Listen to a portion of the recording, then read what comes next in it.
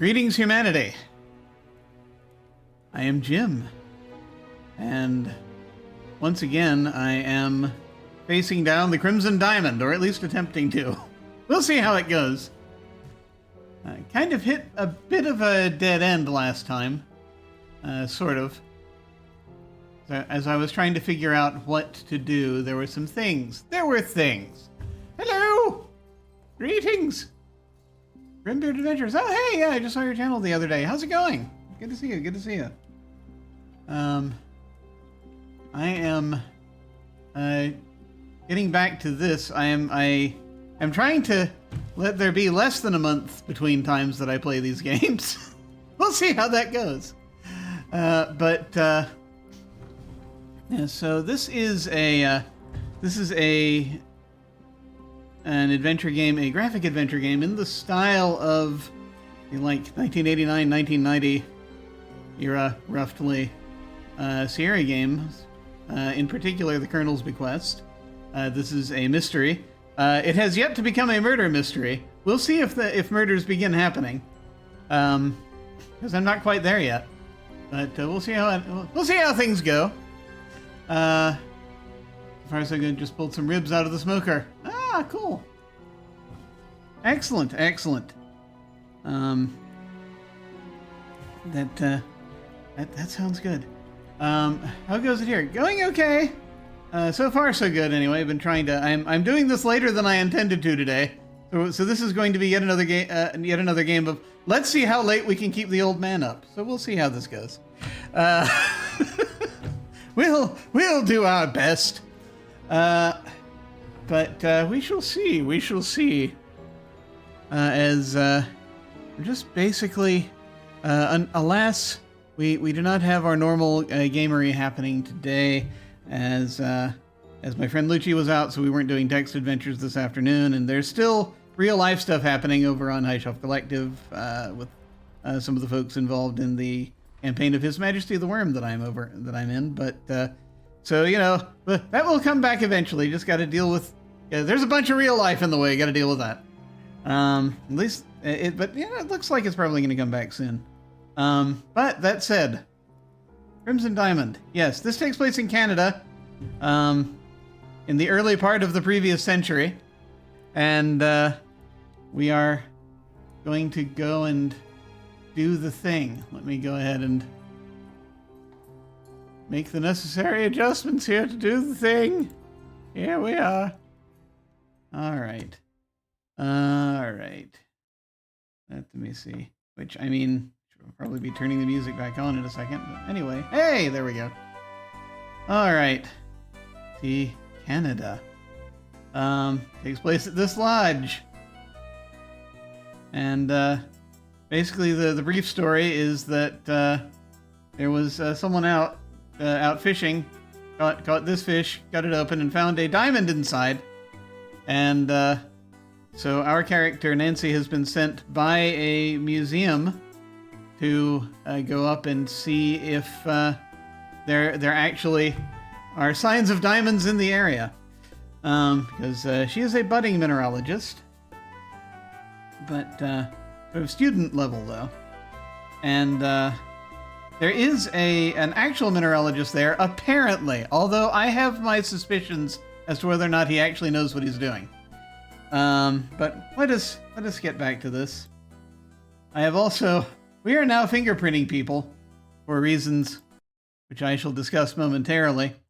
This is like the old. This is a text parser adventure game, but it is it is a little bit more advanced than such games were back in the day. But it's very much in that style, and they kept the graphic style. This is the upstairs hallway. The bedroom that Jack and Corvus are sharing is through the door to the east wall. The hallway continues to the north and south, because this is this is the room we're staying in currently.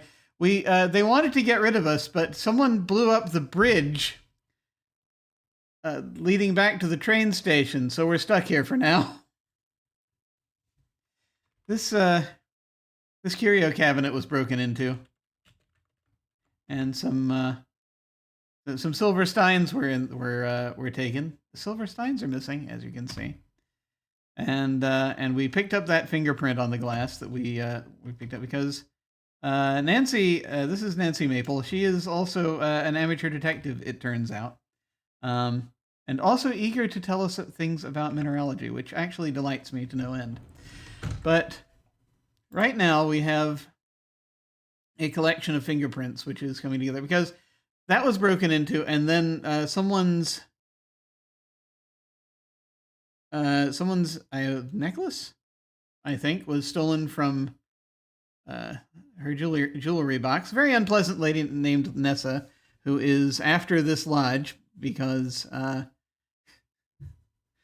she is down here now because she heard there might be diamonds. Your collection of fingerprints is really coming together. Jack's probably too busy to help me, so I'll need to figure something out. Kimmy's still downstairs in the conservatory, I think. Jack is the basically the handyman and servant, does basically everything around the lodge.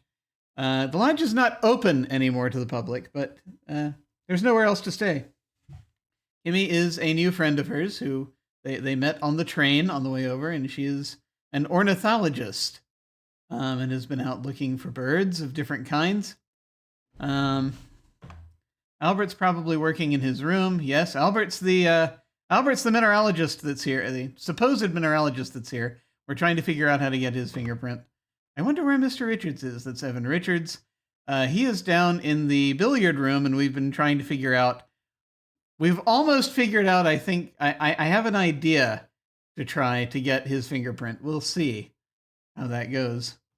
And that's kind of where we are right now. So we're trying to get prints from everybody. We have several items here. I kind of want to... this is the issue of the Toronto Eye from a few weeks ago. That talking about with the article with the diamond.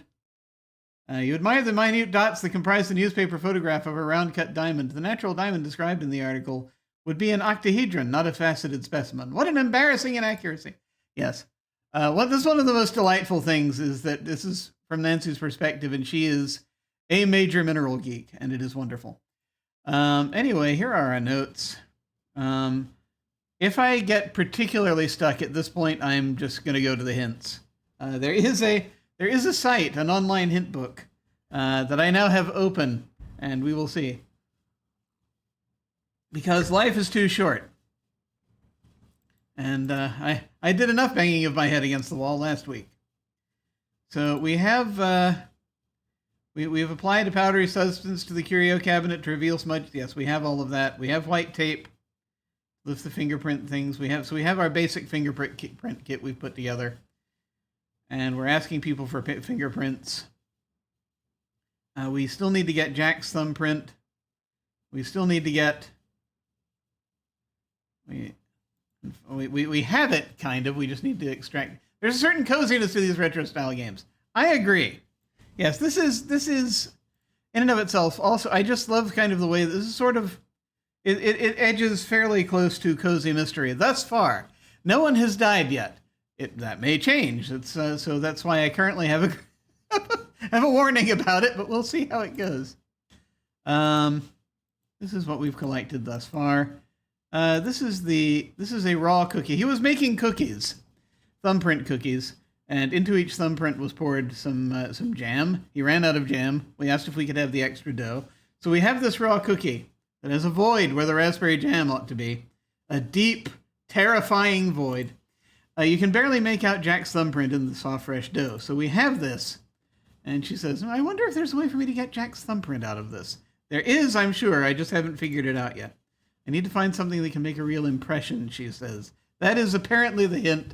So I got to find something softer than dough. Or something I can press against it to get the... to get it. I can't put the powder. I have powder. I have black powder. I also have rock salt. I have an idea for using the rock salt. This is the empty powder compact with which I put in some soot in the fireplace. I'm using that as my fingerprint kit, basically. That and the tape that we have here. Zinc adhesive plaster. which doesn't benefit from closer examination. A roll of zinc oxide adhesive plaster. And then we have a couple of specimens. These are rocks we picked up today as we were looking for diamonds. One of these might be a diamond. These are either diamonds or garnets. We do not know which yet. We have to find a special pick to find that out. And right now Albert is not sharing. Also, he lost his kit, so he can't. Box of fly paper. I kind of want to dust the box of fly paper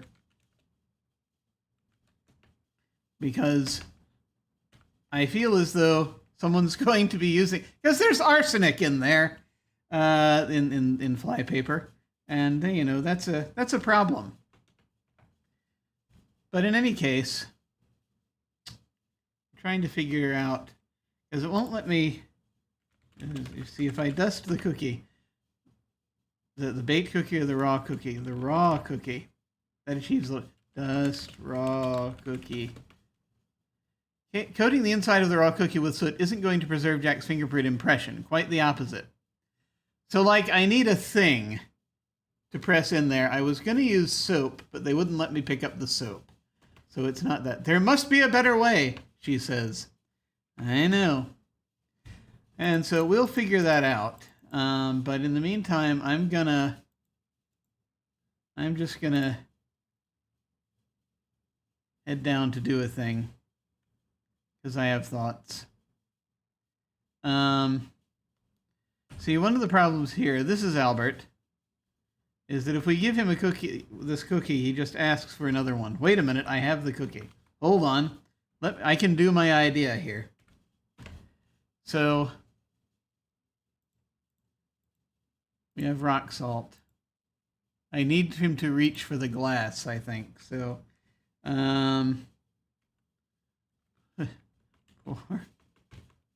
put rock salt in cookie. Dagnabbit. Okay. This is... Wait a minute. Thumbprint cookie looks delicious, filled with a red raspberry jam. True to their names, the thumbprint cookies do have Jack's thumbprint imprinted into them. Jack's thumbprint forms the jam reservoir. Too bad it's not really a good sample for comparison. Yes, Jack's thumbprint is visible in the hollow of the raw cookie, but it's difficult to compare to other fingerprints in its current state. You figure out a way to extract Jack's fingerprint. The raw cookie is far too fragile and hard to see right now. Okay. Put salt in jam. No. Okay. So it's not the salt. Sure. Baked. Okay, sorry you can't do that. Just baked cookie. Does it say the same thing? That wouldn't benefit that. Okay. All right, so I can't do terrible things to it that would require... So anyway, we'll... Here. Give cookie to Albert. He's not going to tell us anything. Baked. Give baked. There we go. It doesn't actually let you answer the question like Infocom would. Say, Mr. Respa, how'd you like this thumbprint cookie? Albert's eyes light up. Splendid, that's just what I need. Thank you, miss. Also, we found out he's Belgian. Belgian. Anyway. Turn that off. Albert thoroughly enjoys the cookie, licking his fingers and smacking his lips. Crunch, crunch, smack, gulp. Delicious, I could do with another if you find yourself downstairs again. Sure thing. I'm going to just bring him the whole freaking tray if I can. Hang on. Pour water. Give glass to Albert. No, thank you. Dang. Okay. All right. Let me do one of the things at least that I'm thinking of doing. I don't know if any of these ideas I have are going to work. Here we have the billiard room, where Evan is. Evan, who lives at the lodge.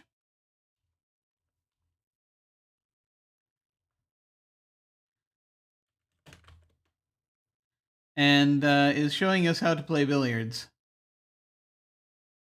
We have not been able to get his fingerprint. And she just picks up that pool cue and just shoves it in her pocket. Come and hit a few balls. That's the spirit, Nancy. Come and hit a few balls with me. Yes, sure. Play pool. Because there's a...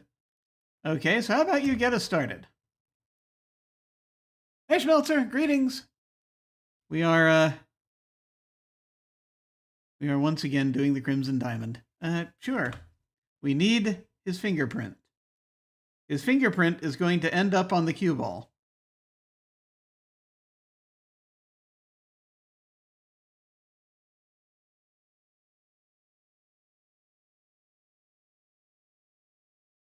And that is really just the, oh, wow, you know what? How about you just practice a bit? Hang on. I will play the music while this is happening.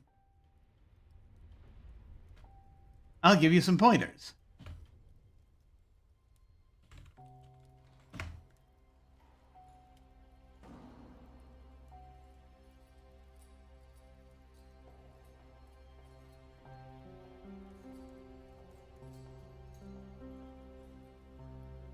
Try to follow through more. Ah, gotcha.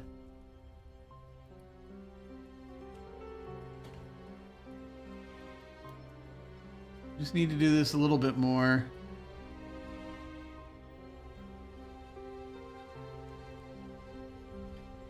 Don't grip the cue so tight. Okay, I'll try. I mean, try not to. Yeah, it's like she's deliberately trying to play badly, actually. So there is something in this, perhaps. I really think I'm getting better. Sure thing, Nancy. How about I rack the balls again and you can try it from the top? Gee, thanks, Mr. Richards. Because... I guess this is because she wants him to touch the cue ball.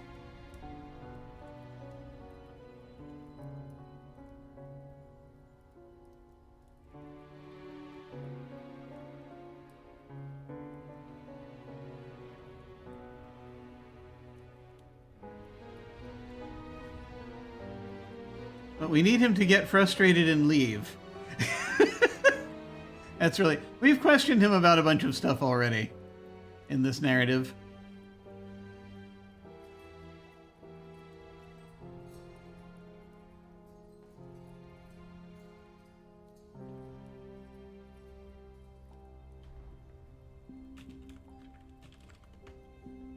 Billiard balls are pleasingly round and colorful, smooth and shiny. The cue ball is not quite as shiny as it once was, as Mr. Richards handled it recently.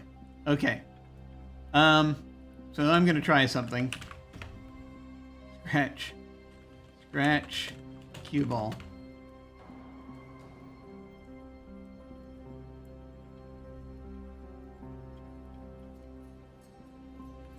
There we go.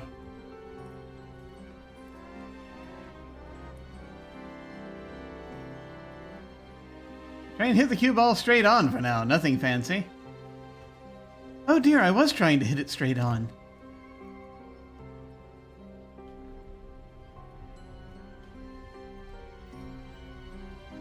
It let me...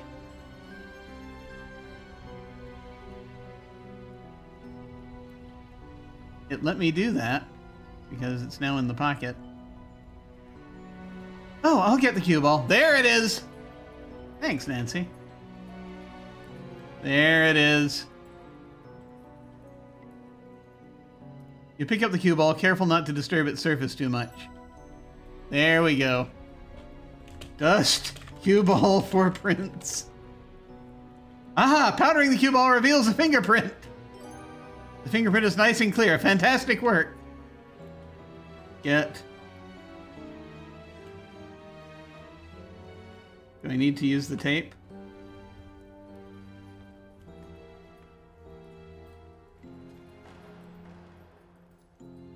You see a clear fingerprint on the cue ball surface.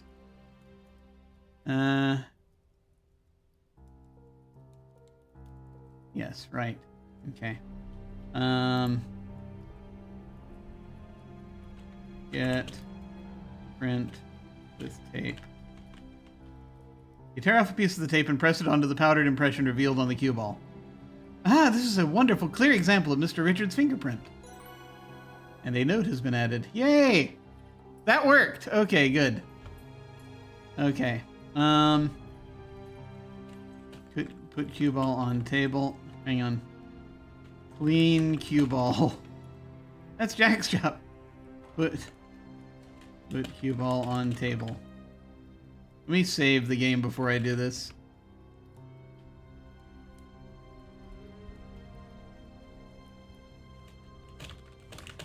Let me put this in. We knock it around a bit, then maybe. Before returning the cue ball to the billiard table, you wipe the cue ball clean using a fold in your skirt. Okay, good. That's what I was worried about. Okay. Put cue away.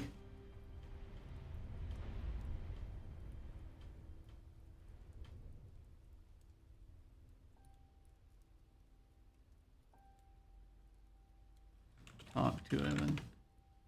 Ness is real sad about her missing ruby brooch. It's a brooch, that's what it was. And someone's taken my parents' silver steins from the curio cabinet. And Margaret's not feeling well, it's too much. I suspect she's being poisoned, but you know, that's a separate thing. Say, you want to play some billiards with me? Help me take my mind off things? No one's touched this stuff in ages. Jack still dusts everything, of course. Maybe this will suit my purposes. Hey, what'd you say? Oh, never mind, just mumbling to myself. No, that's... We've played with that script already. I don't know if we... Okay, hang on.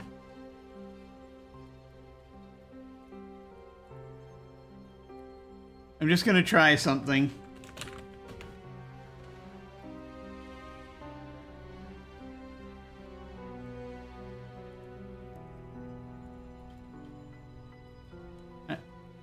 I want to see...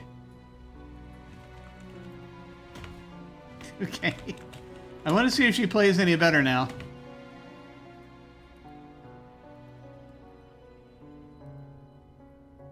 Just out of curiosity. Because she, or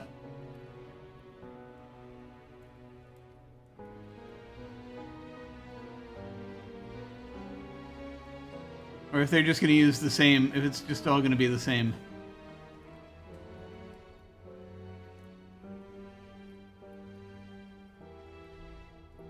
How about you just practice? But yeah, okay, same thing.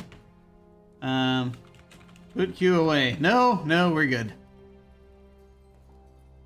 My purposes have been served here. That's enough.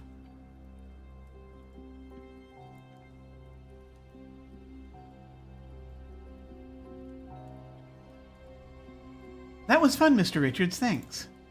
Sure thing, kid. Okay. Now we just need... Hang on. There are a couple of things.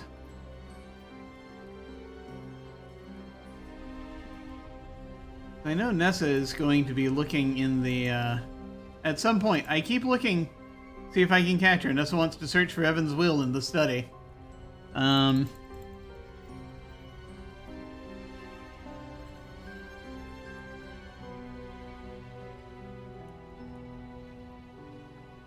I just want to see...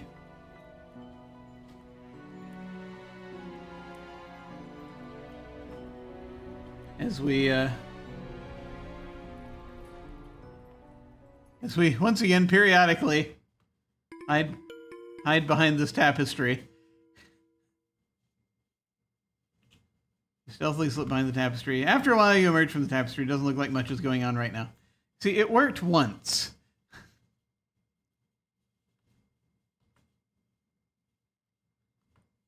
Okay, so now we just have to figure out.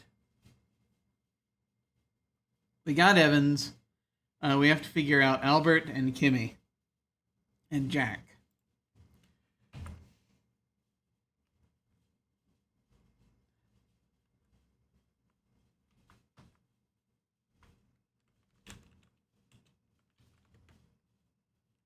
On the kitchen table, there's a metal tray full of raw cookies set out in evenly spaced rows.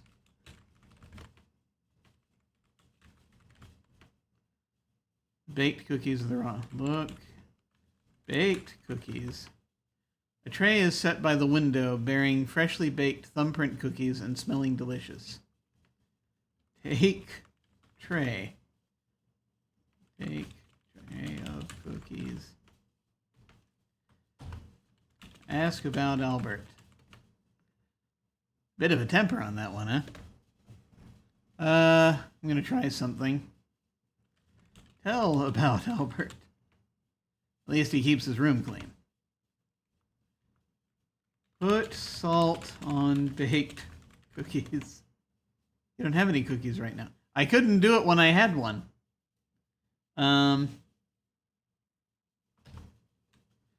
Ask about cookies. These here are Helengrata. It's a Swedish word. My grandma used to make them. They're called thumbprint cookies in Canada. Evan and Margot love them. I fill them with raspberry jam that I make myself. Grow the raspberries, too. What does Helengrata mean? Oh, right, it means raspberry cave. Oh. Gotta figure this out. Wait, is there something sitting on the island there? Or is that just...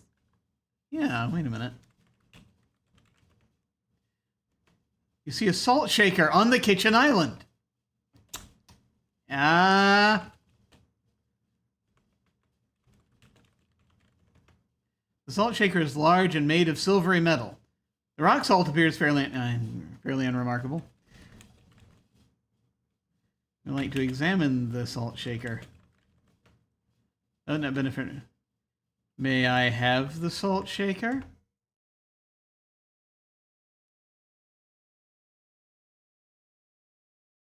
Hey, where do you think you're going with that? If you want to use the salt, just use it here in the kitchen. I probably shouldn't walk off with the salt. Jack wouldn't be too happy about that. That's okay. Okay. Well, in that case, get baked cookie.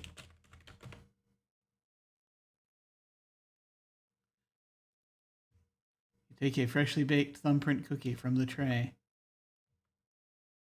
Salt baked cookie. You shake a generous helping of salt onto the thumbprint cookie. Ah, great. So they are now, that worked. A note has been added to your notebook. Let me check my notebook here. Salted the thumbprint cookie. We have Evan's fingerprint now. Okay. Just out of curiosity. Thumbprint cookie still looks delicious. The large salt crystals look like a sprinkle of sugar. There are now large crystals of salt stuck to the jam of the thumbprint cookie. Excellent. Good. Just what we wanted.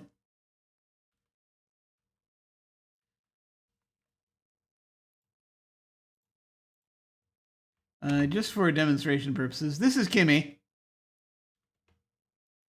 The conservatory is a stunning showpiece of a room. Surely the expense and trouble to bring this many panes of glass this far north must have been enormous. There's a doorway in the south wall that leads back into the main floor hallway. Kimmy is here. Nathan is here. Talk to people. Hi, Nancy. Come join Nathan and I. We're having a fascinating conversation about local birds and their habits. Maybe another time. It's truly a shame when these things happen. Yeah. Look at teapot. Sturdy stoneware teapot is full of piping hot tea. Dust teapot for prints. This course of action yields no result. Okay. Like, if we could get that mug from her, that would be one thing. I have an idea.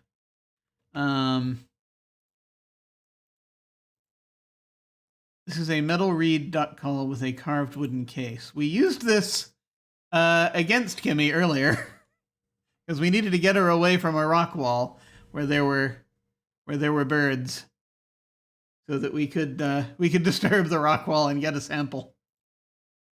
Words F.A. Allen Monmouth are stamped into the duck call.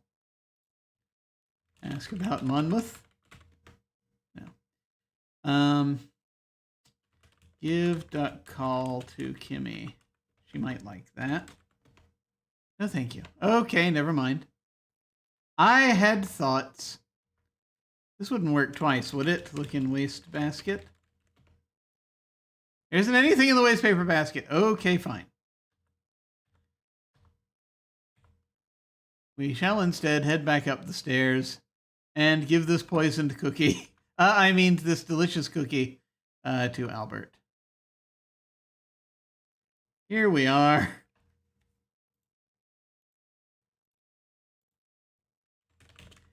Give cookie to Albert. Baked. Give baked. Yes, also that was Nathan downstairs, who is a local, and a friend, sort of a childhood friend of Evan's, who lives nearby. Give baked cookie to Albert and watch him explode with anguish. Say, Mr. Espa, how'd you like this thumbprint cookie? Albert's eyes light up. Splendid, that's just what I need. Thank you, miss.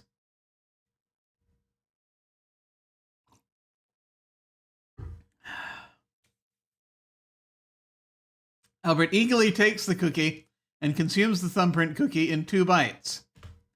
Crunch, crunch, smack, gulp. That was saltier than I was expecting. What an odd recipe. That cookie's gotten me quite thirsty. Do me a favor and fill my drinking glass from that pitcher and hand it to me, miss. Yes, of course. I'm just here to do those things, apparently. As you hand the full drinking glass to Albert, you stealthily wipe its surface of your fingerprints. Ah, thank you. Albert drinks the water in 1 gulp, then hands the drinking glass back to you.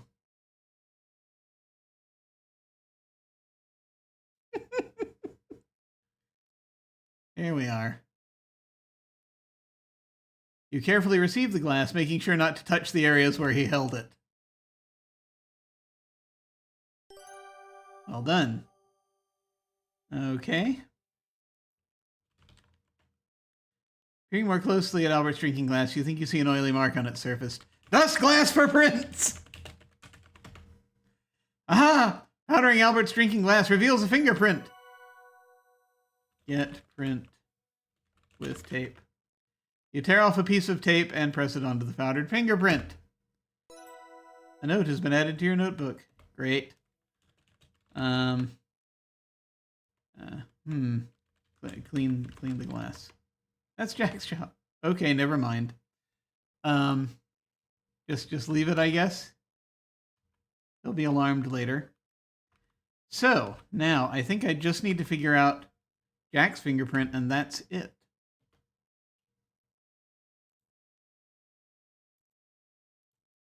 Your collection of fingerprints is really coming together. Jack's probably too busy to help me. I'll need to figure something out.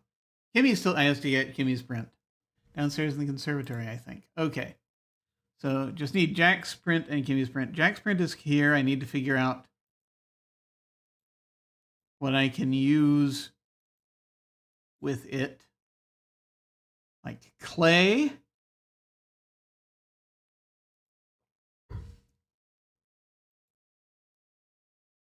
Need like a clay-like substance. These are almonds.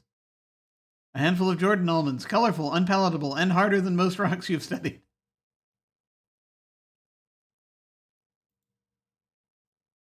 We have a hat. That's not useful in this situation. We have rope, which we haven't figured out what to do with yet. We have this rock salt. We have this box with... I think the whole purpose of the box is just to open it and see. There's no flypaper left. I need something malleable, but that leaves an impression. It says that leaves an impression. It just... That's the tricky part for that one. Let me see. Before I forget, let me just turn this back on. I figure it's like, if we look around long enough, we might find something. I'm just not sure what. And I would imagine it's on the grounds because it's now nighttime, right? Yeah, so we can't leave the lodge at night, I don't think.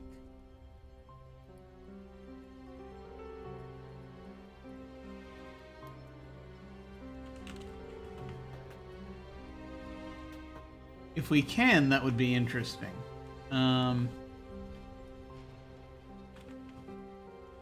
So we have upstairs here we have the spare room and the bathroom.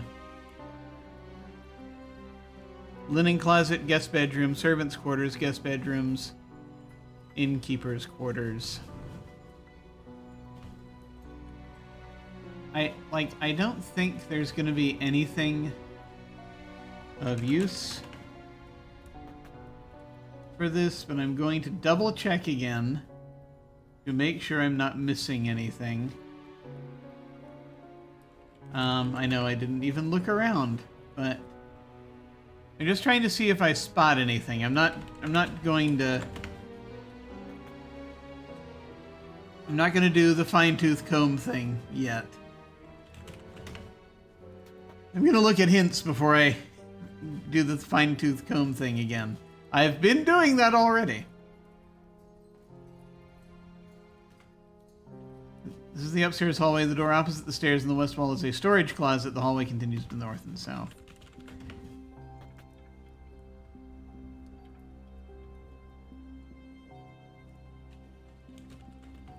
Paint. Maybe.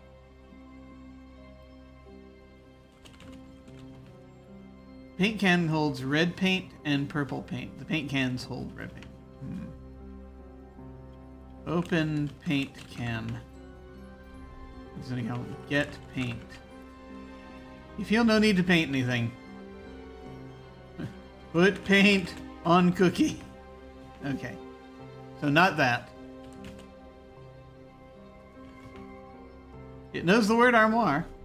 You open it. I learned the word armoire from the Colonel's bequest. Look in wardrobe. The wardrobe is full of dusty, cobwebby old junk. There's a cane, a blanket, an old lamp, and some books.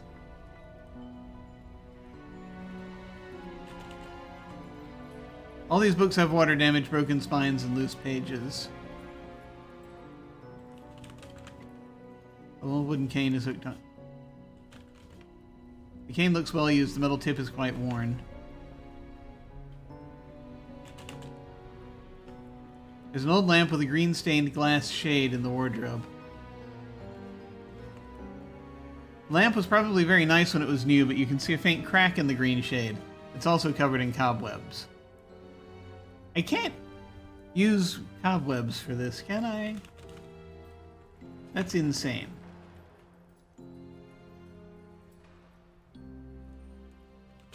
Look at blanket. Search blanket. The wool blanket is pockmarked with moth holes. Get webs. Get cobwebs. Okay. Okay, we're gonna close the wardrobe.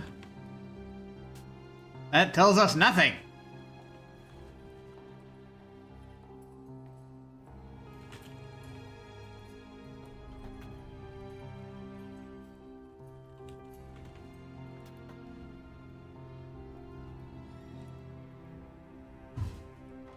This is Nessa's room. A pretty large bedroom. There's a love seat and an armchair arranged around a low table. There's a wardrobe, dresser, and painted cupboard. I don't think there's going to be anything in here that'll help us specifically for what we're looking for. A door in the east wall leads back to the upstairs hallway, and Nessa is here. It's not really going to help us right now. I don't think Corvus's room is going to give us anything. I don't think our room is going to give us anything. I don't think there's going to be anything here either, but... And that is Margot sleeping in the bed. And she is still moving, so she hasn't died yet. That's good. This is the bathroom. I'm going to try something. Rub soap on cookie. It feels as you expect it would. Get soap. You see either that is, so it's not the soap. I don't think it's the soap. I tried this already with the soap. What? Oh, hey. Hi, Critwitch. Yes. I should explain. See, we have this thumbprint inside this cookie. That isn't how you clean a cookie. I don't need to clean it. I need to get this thumbprint out of it. Difficult to compare to other fingerprints in its current state. I need to figure out a way to extract Jack's thumbprint. The raw cookie is too fragile and hard to see right now. I need to bake the cookie. I am suddenly realizing that must be that might be the answer. That might be the answer. Hey, stream loaded. Hey. Been having so many problems this week with streams not loading. I think it's when people have the mature audience flag set. Ah, yes. That is possible. Yeah, the one thing I have, the one sort of automated warning I have for this automated is violence, just in case we stumble across a dead body at some point. That seems like that would bake the oils and bye-bye print. Bake the oils out? Oh, it might. Maybe I need to freeze the cookie.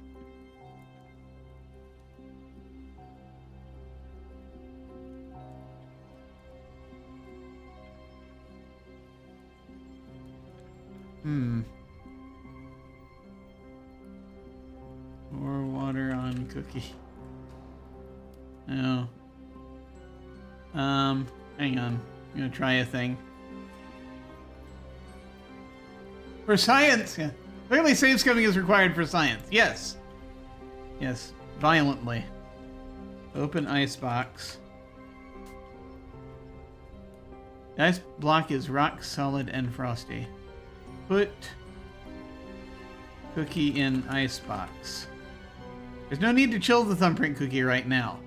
Chilling the dough will harden it, but I still wouldn't be able to see what's inside it very well. Ice crystals could form and degrade any useful impressions that are in the fresh dough. Oh, really?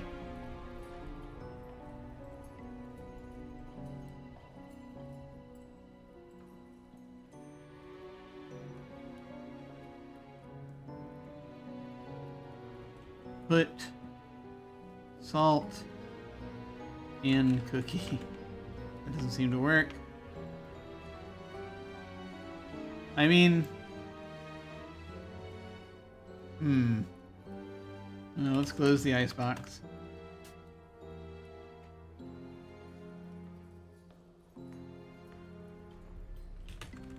Let me see what it does. Don't you counter our science!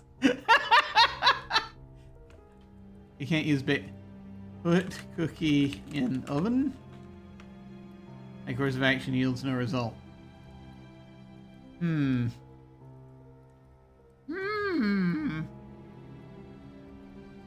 trying, but and that is interesting that that much information was in there.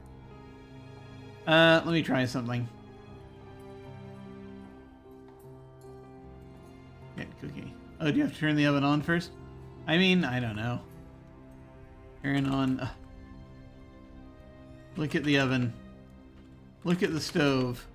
There's a kettle on the stove pot. Put cookie on stove. You don't need to bake any cookies.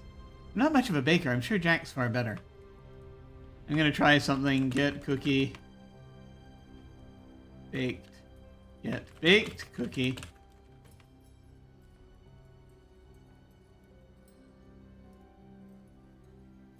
I don't know if this will do anything. Oops, sorry. No worries. I'll figure it out. Open icebox. Put baked cookie in icebox. Filling the jam would harden it, but I don't think that would accomplish what I need. Dag nabbit. Close icebox. You close it.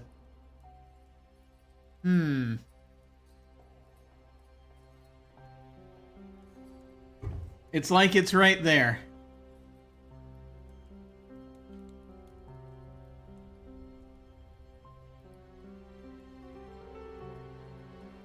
Ask about icebox. Handy dandy contraption that. It kind of melts a bit during the day, but the nights are always cooler, so it freezes back up again. Ask about stove. Can't say I got much to say about that.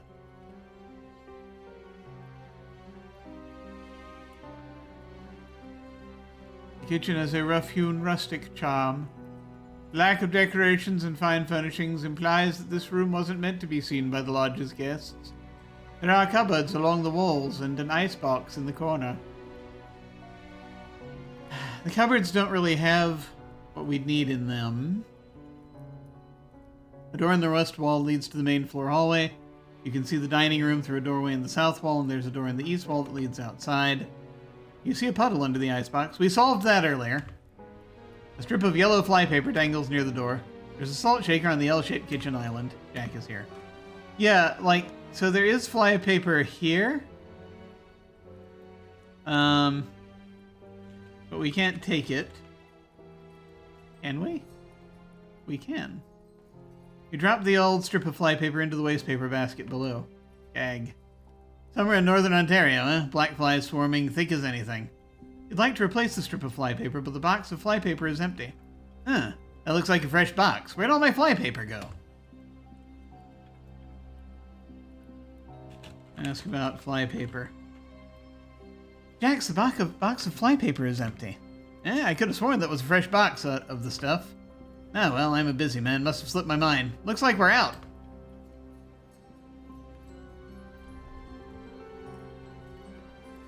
Okay. Discarded flypaper strip is stuck to the inside of the wastepaper basket, and no, you don't want it. Dang it!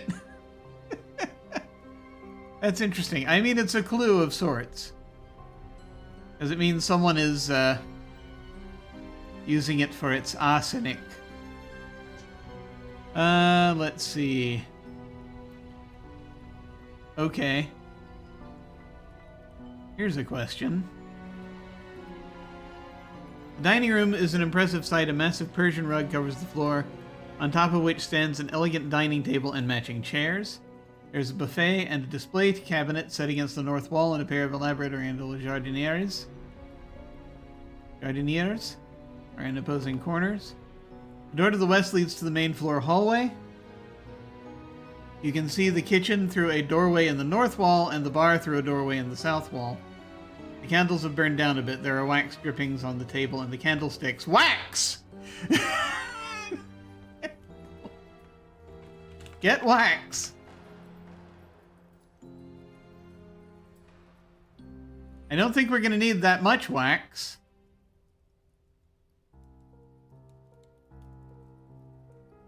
You scratch all of the candle wax drippings off the candlesticks and tablecloth with your fingernails. Okay.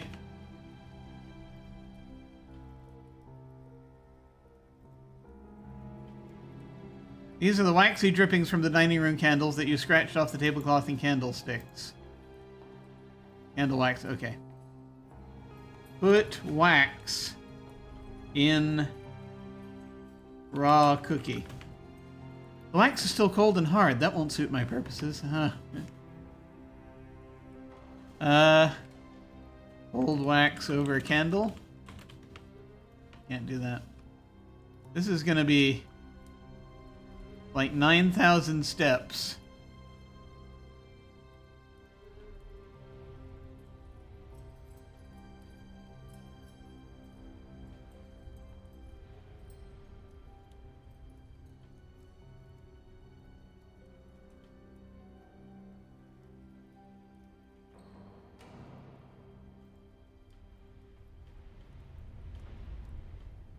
Let's see.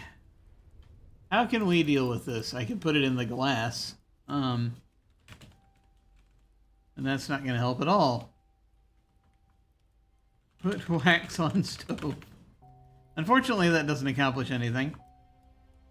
We're getting closer.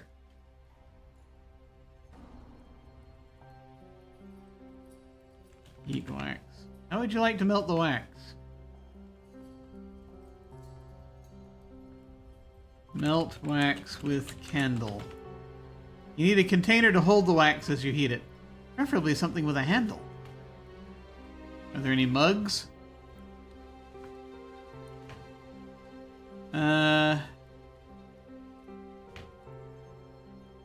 Display cabinet. Look in cabinet. You open the glass pane cabinet. Glass pane cupboard has some nice porcelain dinnerware inside. There. I see something with a handle. It's a lovely porcelain dinnerware service for 12. That's not it. There was a mug somewhere, a blue mug.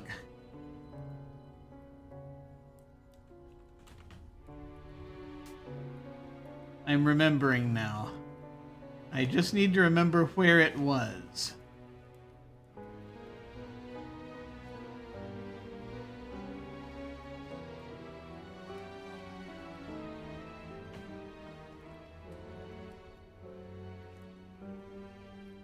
Oh, they added the shelf. Hang on, look at cabinet. There's a display cupboard with a bottom drawer and a sideboard with a cupboard and some drawers. The kitchen cupboards in the corner have a single upper and lower cupboards by the stove and double upper and lower cupboards by the sink. Look in display cabinet. The glass-paned cupboard contains a couple of decorative plates, a pretty blue mug, and some plainer mugs. Look at mug. A mug with gorgeous blue glaze is sitting in the cupboard. You don't have that right now. Get mug. You take the blue mug. Close cabinet.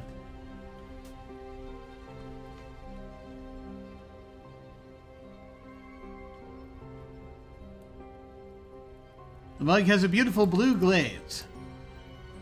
The bottom of the mug has an inscription that reads as follows: AG Studio by Chris Jones, model 3.6.1. 3.361. Don't mind me, just being a kleptomaniac.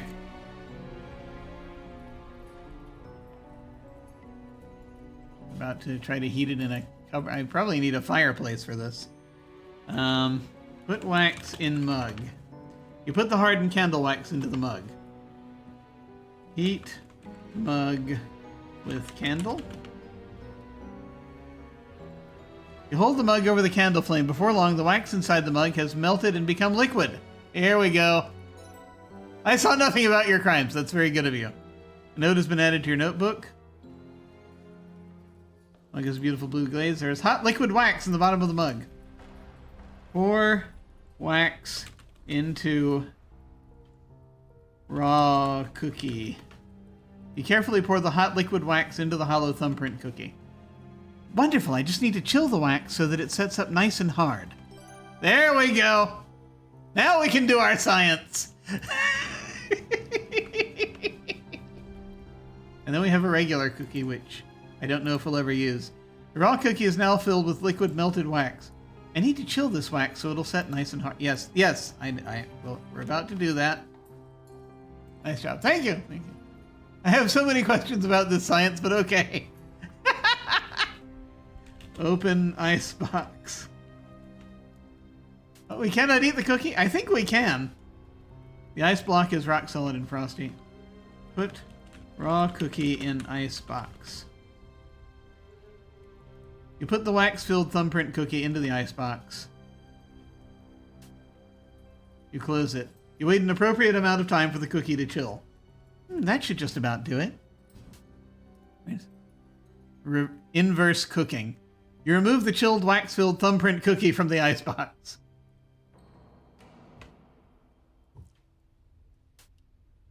You close it. Terrific, the wax is rock hard and the raw cookie dough is hardened too. Now to get the wax out of the cookie. A note has been added to your notebook. Great! So chill the wax in the raw cookie. Get wax out of the raw chilled cookie. Melted wax is cooled and solidified. Now I must release the wax cast from this raw cookie. I'm going to do this in another room.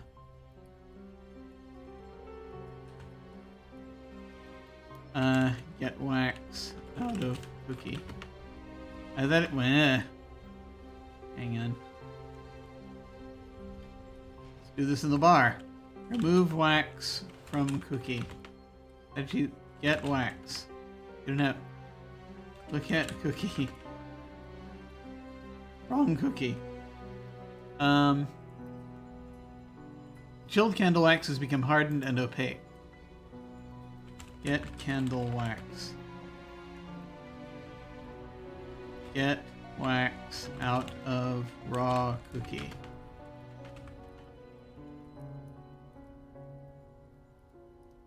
Release the wax cast from the... Release wax cast. You aren't a vandal? What? I am confused. Okay, this is an ice pick.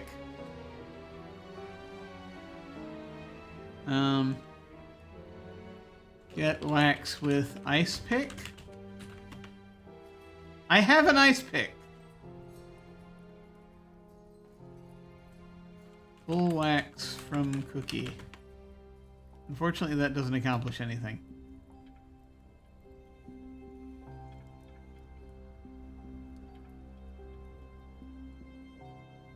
Freaking... Get wax out of the chill... Get wax out of... Chilled cookie. Get wax. Get wax out of raw cookie. Accursed parser! Use pick on cookie. It doesn't like the word use. Of course it doesn't. Open cookie. Open raw cookie.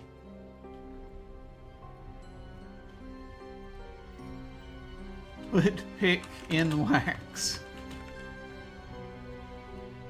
Pry wax. Pull wax. Pull wax with pick. Separate wax from cookie. They don't know the word separate.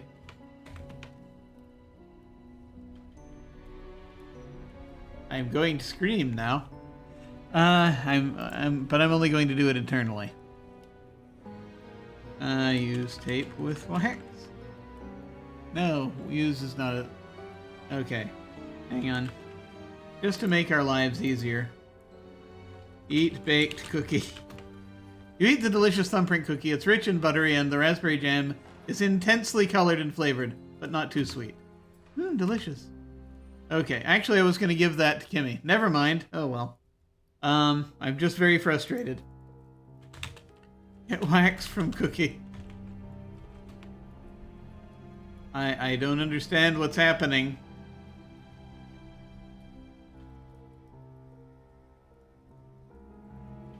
This is Sisyphon. This is ridiculous. Okay. Let's see. How do we do this? Dust. Cookie. Dust cookie for prints. Would benefit that action. Get wax out of the chilled cookie. Great. How? Get wax from cookie.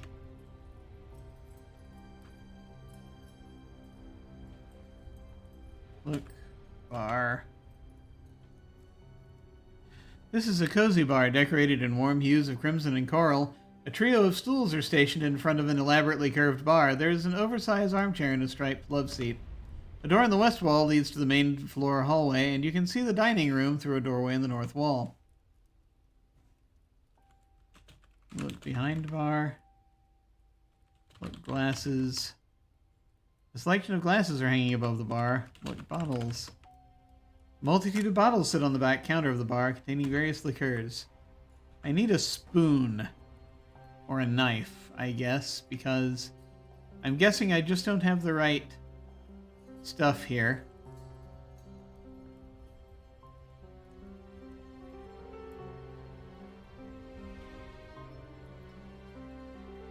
Open drawers.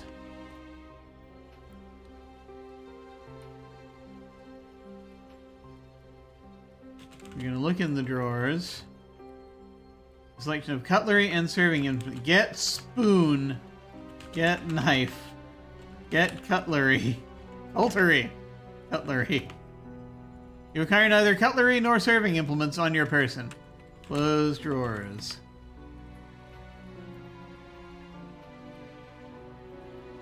It's a nightmare.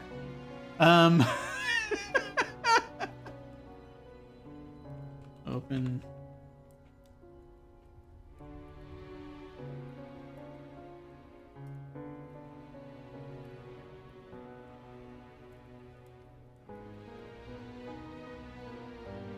Display cabinet.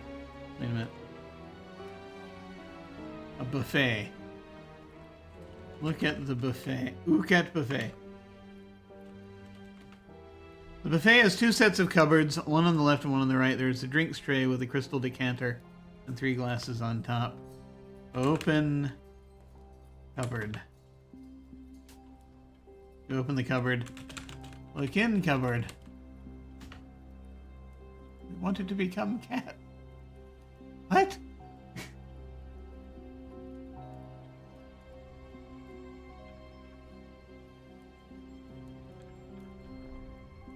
I am confusion. We cannot eat cookie. No, we cannot become cat in... No, cannot become cat in this game. Become cat in different game. We also ate the cookie. The King's Quest 3 reference, yes. What's in the cupboard? A soup tureen, a cocktail shaker, and a gravy boat. Here. You're no lush. Gravy is delicious, but you don't need, but you don't need it constantly. Soup tureen. Soup is delicious, but you never could eat a full tureen. Okay. Just thought I'd give that a try.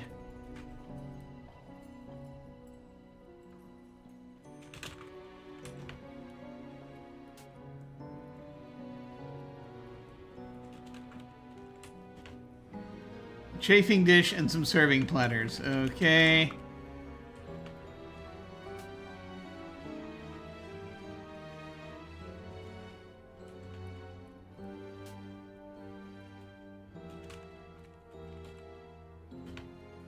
Played a lot of King's Quest, failed at everything.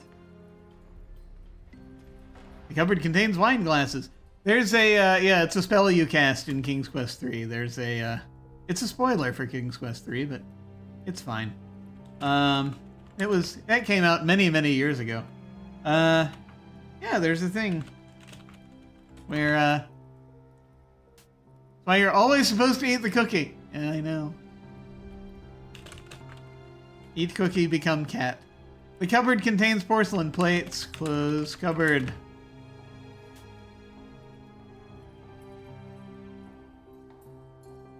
I have no idea how to extract this freaking thing.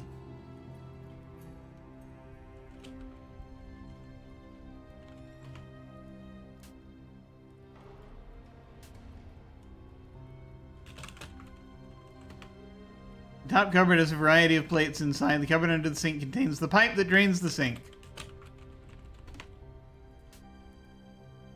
Yeah, spoiler for a 30-year-old game is probably not too bad.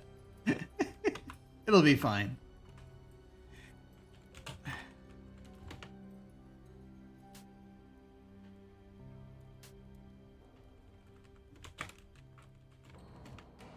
Top cupboard has drinking glasses. Bottom cupboard has pots and pans. I don't think there's gonna be anything that I can use here.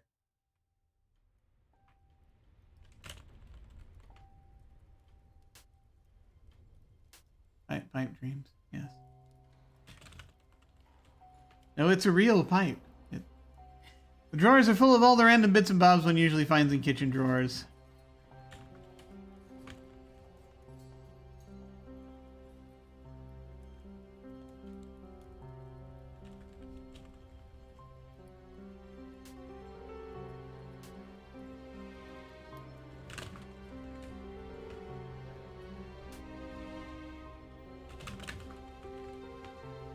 There's a saucepan.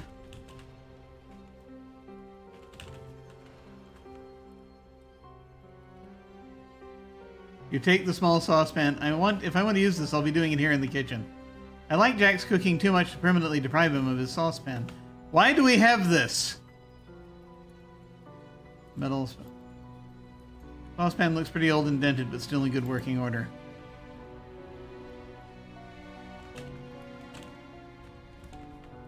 You don't need to bake any cookies. I'm not much of a baker. I'm sure Jack's far better. Why do we... We'll probably need this for something later. Or maybe we could have used the wax.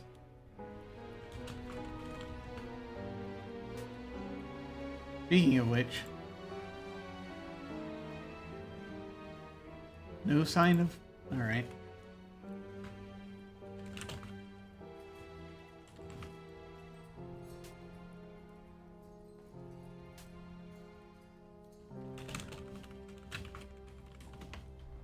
There are huge, heavy pots and pans in the bottom cover. Okay.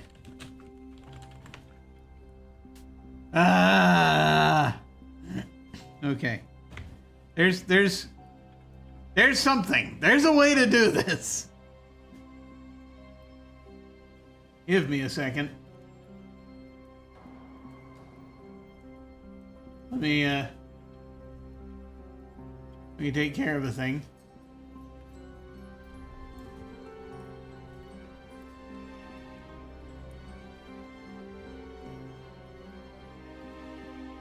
There we go.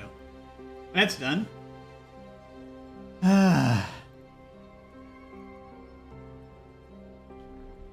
Maybe there's something in the office that will help us. The cinnabar and the cookies. Cinnabar is just like cinnamon, right? Yeah. Yeah, it'll be fine.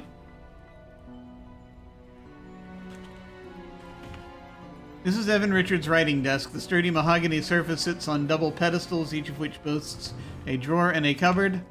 On top of the desk is a blotter, a brass lamp with a green glass shade, a clock, and a pen stand set.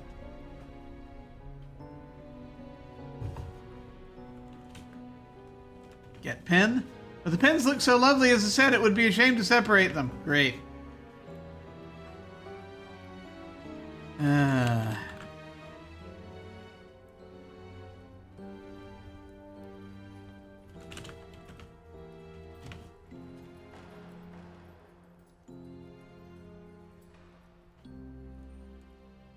Cabinet.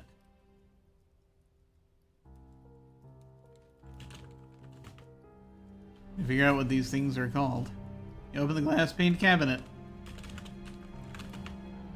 The glass pane cabinet is full of curios and memorabilia, old tarnished trophies, and an assortment of glass and ceramic vases, or vases, depending on which side of the room you're standing.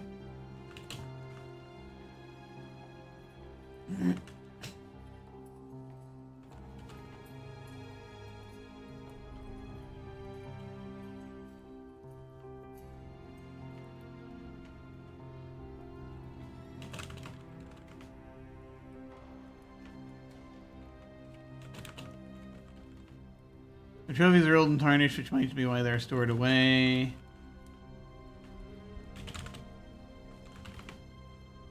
Curios, memorabilia.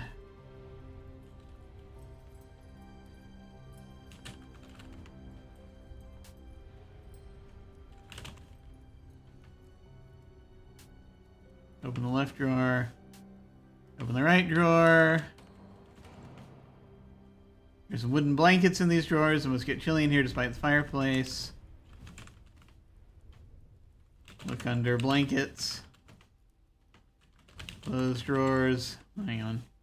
X blanket. Okay. Close drawer.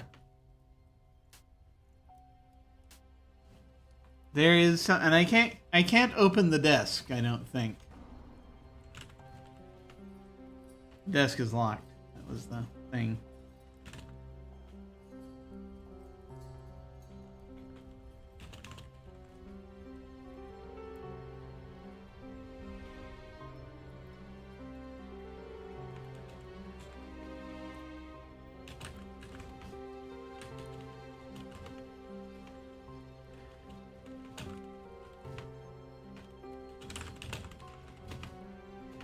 There's nothing under the water yet. We're so close. You don't see any wax right now. Why can't you not see what's happening? Okay, you know what? You know what? I think we're at that point. I think we're at that point. There is a point that we have reached. And so I think we're gonna, yeah. Let me do this. Let me do a thing here. Because I am at a point.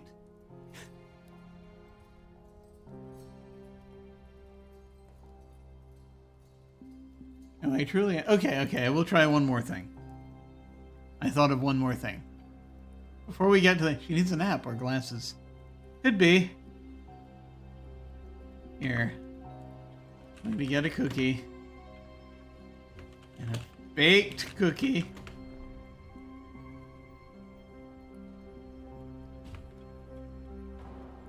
Look at the table. The table is crudely constructed but very sturdy. Years of mine. This room probably wasn't meant to be seen by large guests when it was in business. There are raw cookies on a metal tray on the kitchen table. That's it. Okay. I know there was like a tool he was using earlier.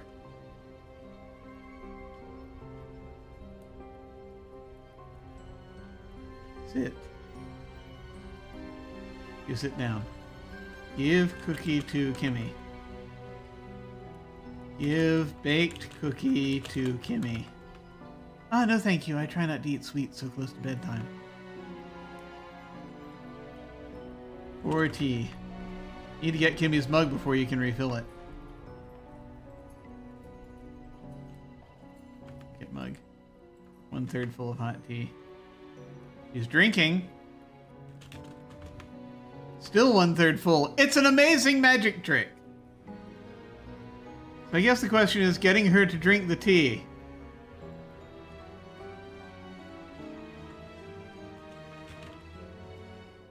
May I refresh your cup of tea, Kimmy? No thanks, Nancy. My tea is still nice and hot. Ah, we need to put an ice cube in the tea. I see. I don't know anything about that, Miss Maple. Oh, that's fine. It's fine. It's fine. I just need to, get some ice. That's all.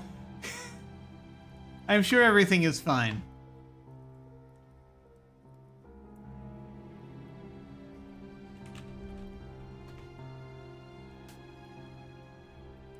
Get ice. Yes, we have an ice pick. We may as well use it for something. Using the ice pick, you chip a bit of ice off the ice block. This is actually what we're doing.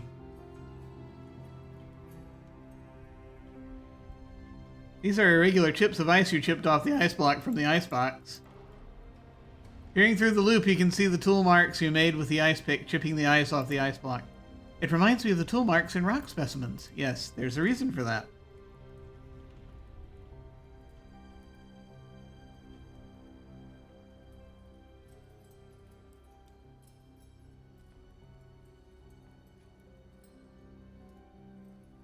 Put ice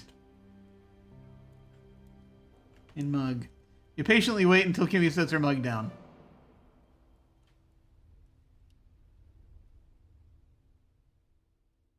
Like you're doing this right in front of her.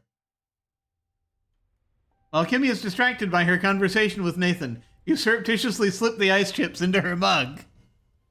How dare! You're just being mean. Oh dear, my tea's gotten cold. Get mug. Let me freshen up your cup of tea, Kimmy. Thanks, Nancy.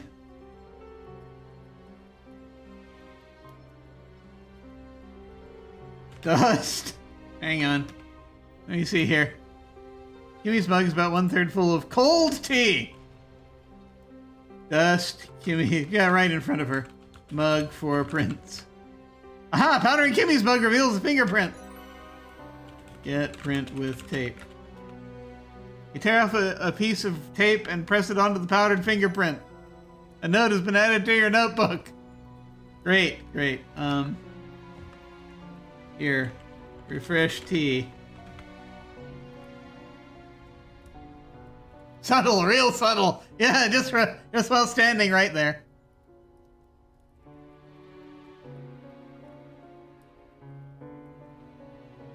Pour hot tea into Kimmy's mug.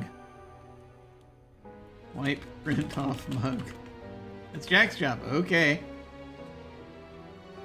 He's smoking a full of piping hot tea. Oh, applying soot to Kimmy's mug has revealed her fingerprint. She's gonna notice that. Alright. Give mug to Kimmy.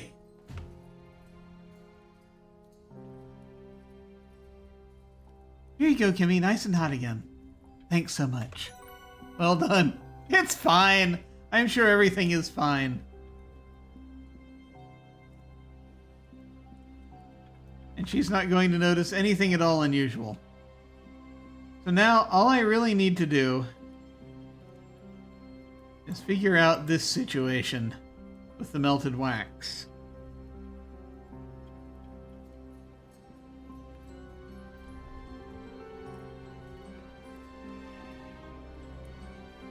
Crumble raw cookie. You carefully crumble the chilled cookie dough away from its hardened wax filling.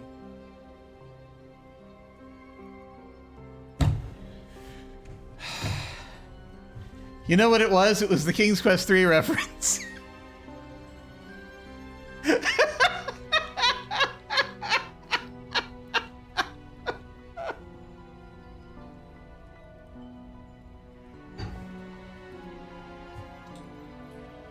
I'm pretty sure that's what led me to remember to use the word crumble as a verb. It left with a perfect impression of Jack's thumbprint, cast in wax. Finally, I've obtained everyone's fingerprints, plus fingerprints from the crime scenes. A note has been added to your notebook. Compare fingerprints to see if you can draw any useful conclusions. Give me a second. We have finally finished this horrifying ordeal. And we still have a cookie. This sharp impression of Jack's thumbprint cast in hardened wax. Okay.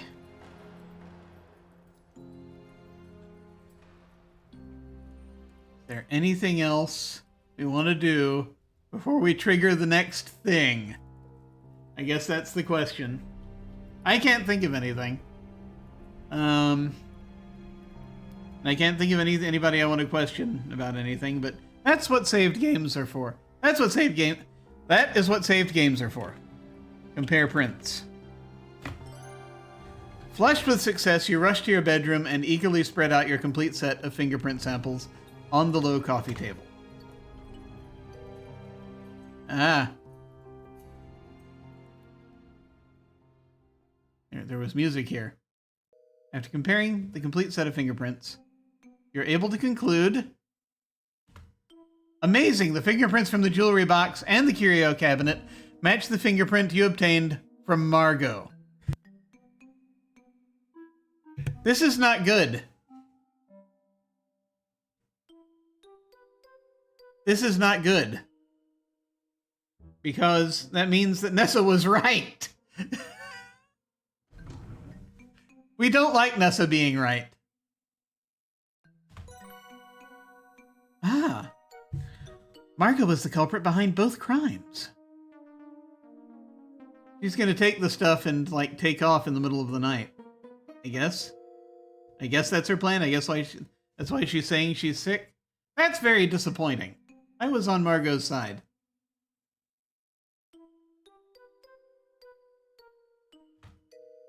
I should confront her with my findings. That wasn't field work, but it was pretty satisfying. Yeah, sure. Margot.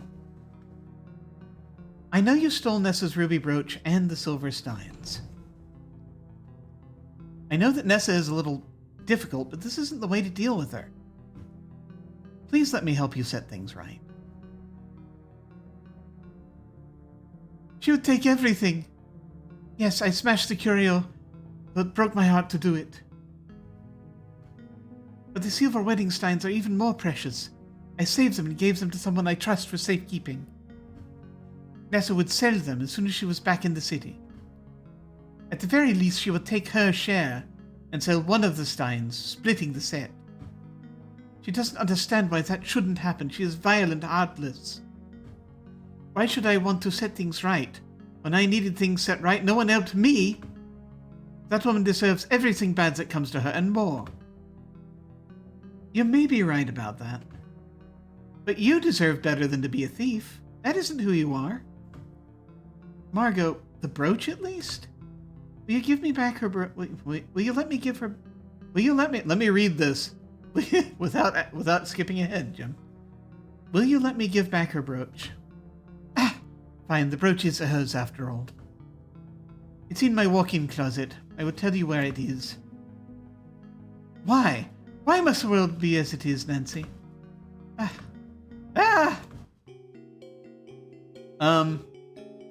She's not doing well. Oh, she was being poisoned. That's not good. I feel as though there's a... Are you gonna just stand there?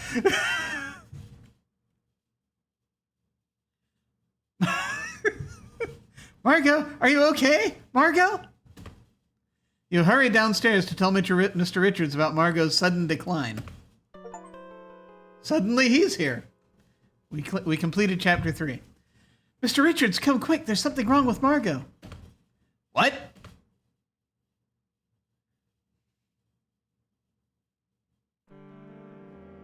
Hey, there's someone out there. You can see that, you can tell by the slightly darker pixels. Outstanding, fantastic detective work, Nancy. You're a natural. Okay, good. We made it. We figured it out. We did not end up... I almost resorted to using the hints, but I did not. I do believe they said... Yeah. By the time you and Mr. Richards arrive in the master bedroom, Margot's body is already cooling. Oh, God. I do believe they say that has escalated at times like these. Yeah, just a little bit. Just a tiny bit. A little bit of an escalation. The commotion soon brings Nathan and Jack to the room. Nathan's eyes widen, but he doesn't say anything.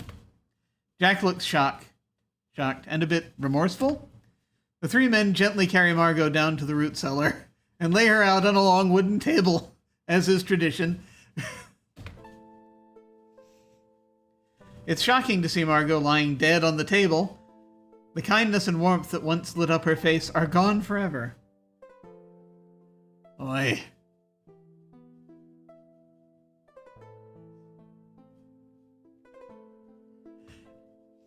Yes, if only I hadn't stood there for 5 minutes watching her death throes. Nathan and Jack stand there staring down at the earthen floor.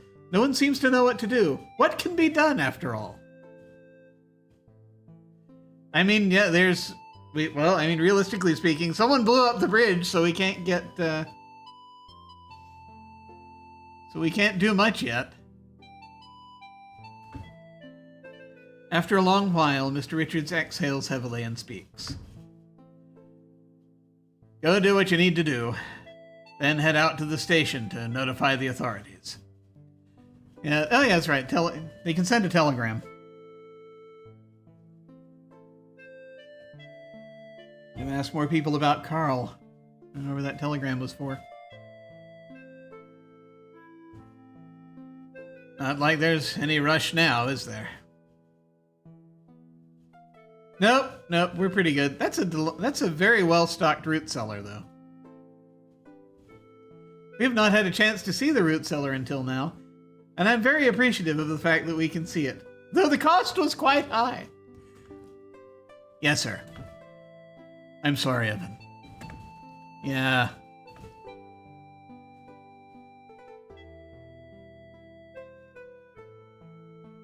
Excuse us, miss. Nope. I'm afraid there weren't enough pixels. I have to stand in the way. Well, you know, it's times like these. It's for times like these, after all. Yeah. Mr. Richards slumps on the stool, his head bowed. He doesn't look at Margot. It's almost like he can't. Oh, Mr. Richards. What's going on here? Type review to review your investigative goals. Chapter 4, Tensions. Oh, now there are tensions. The thing with the will wasn't enough. This is an issue.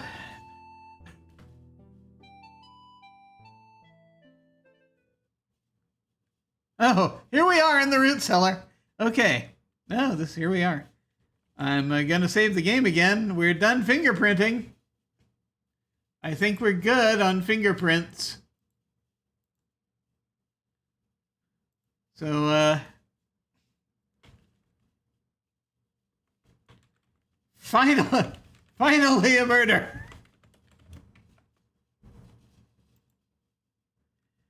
So,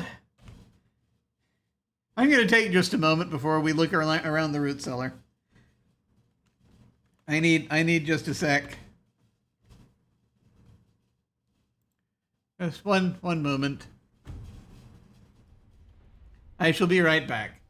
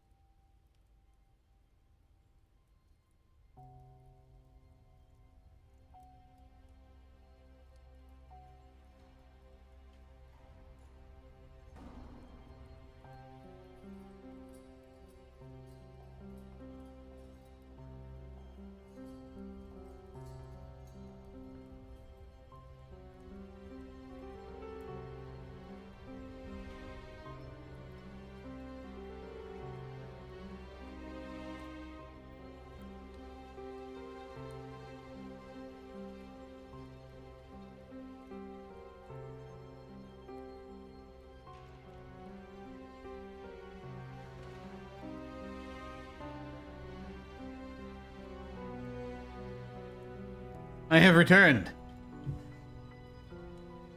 We'll do this for a bit longer. Midnight is coming soon, though. Well, about 45 minutes. We'll see how this goes. Hey, thank you. Thank you, thank you. Okay. Well, we have a dead body. We can at last investigate. Let's do that.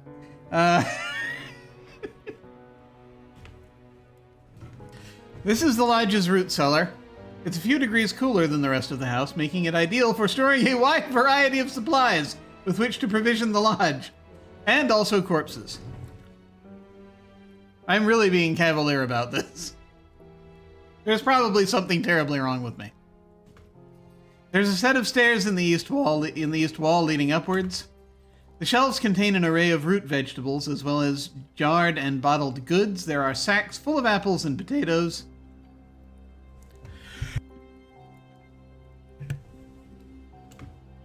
My goodness, Jack has done such a wonderful job with this little vegetable patch.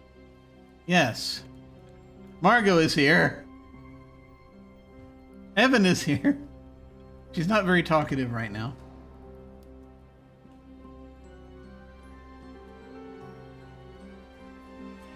There are some onions, carrots, and turnips stored in baskets on the shelves, as well as some gigantic squashes.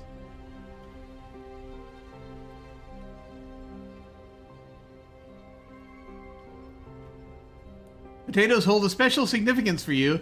Your grandparents emigrated to Canada from Ireland because of the Great Famine. Ah, well.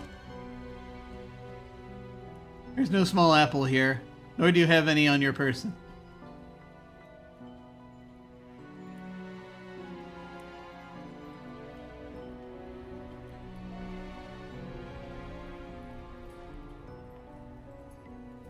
There are sacks full of apples and potatoes. Look, jars. You don't see or have that right now. Get potato. As comforting as it would be to carry a potato around in your pocket, you resist the temptation. Ah, shucks.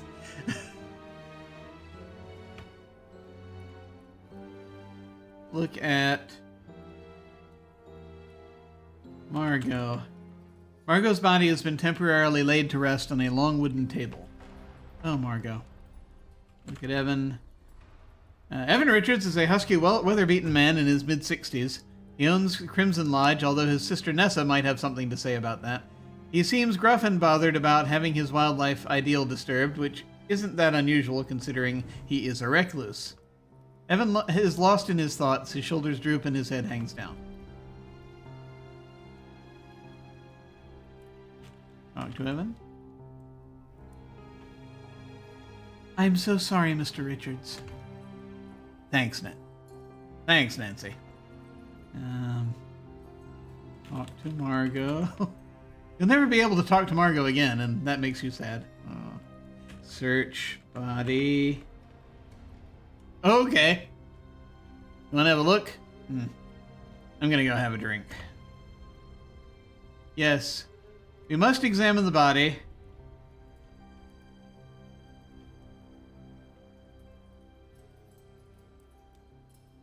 Because as a mineralogist, it's our job to stop crime where we see it. Wait. No, it's fine. She's the only one who's going to find out what's happening. You determinedly decide to take a closer look at Margot's body. Oh, here we go. That content warning's coming in handy now. Type exit or click the exit button to stop your examination. Okay. You pull away the sheet covering Margot. Your desire to understand what happened outweighs your squeamishness. Despite Margot's panicked final moments, she now appears peaceful. One moment. Let me stop the background music. Didn't realize we were going to get a whole sequence here. Margot is laid out on a long wooden table in the root cellar.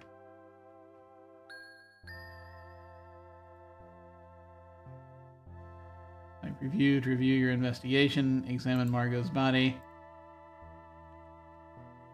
wonder if Margot was poisoned, how it could have happened. Something she ate, drank? I should examine Margot's body. Maybe I can find something that will be useful. I should see what Nathan and Jack are up to. Okay. Yes. Content warning, deceased person.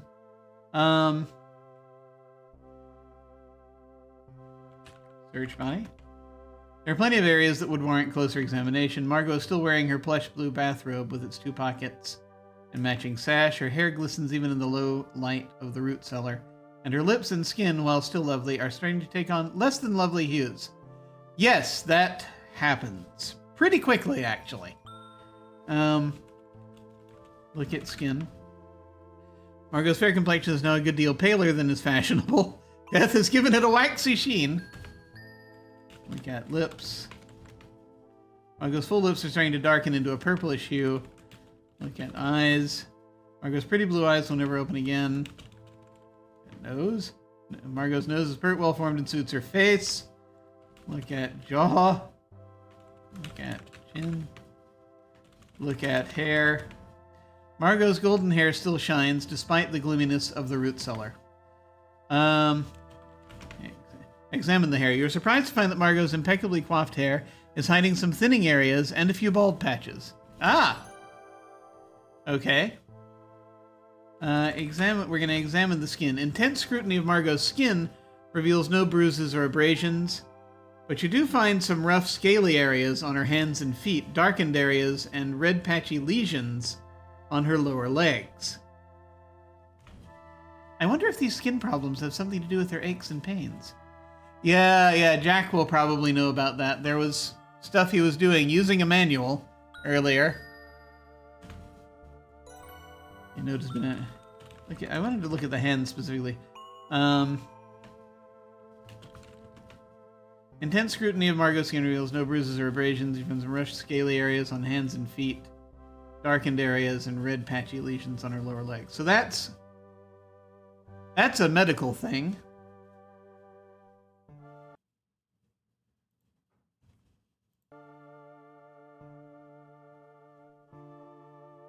That could be a number of different conditions.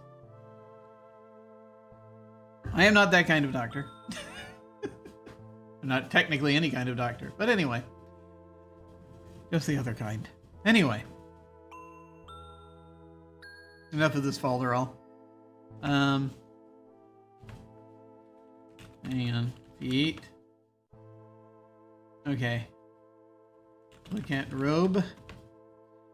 Even Margot's bathrobe is stylish. It's a lovely robin's egg hue. The bathrobe has 2 matching pockets sewn into its front. What note? Found lesions on Margot's skin. Okay. Look at lesions. Okay.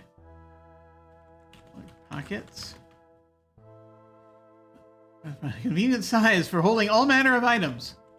Look in pockets. You find a small silver key in one of Margot's pockets.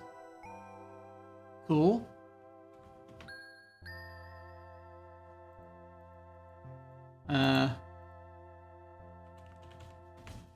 You take the key from Margot's pocket and put it in your own.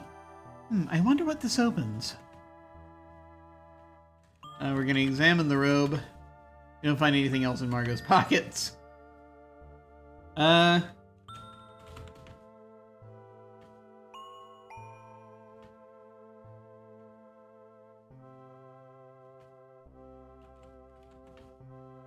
closer inspection of Margot's lips reveal no additional information.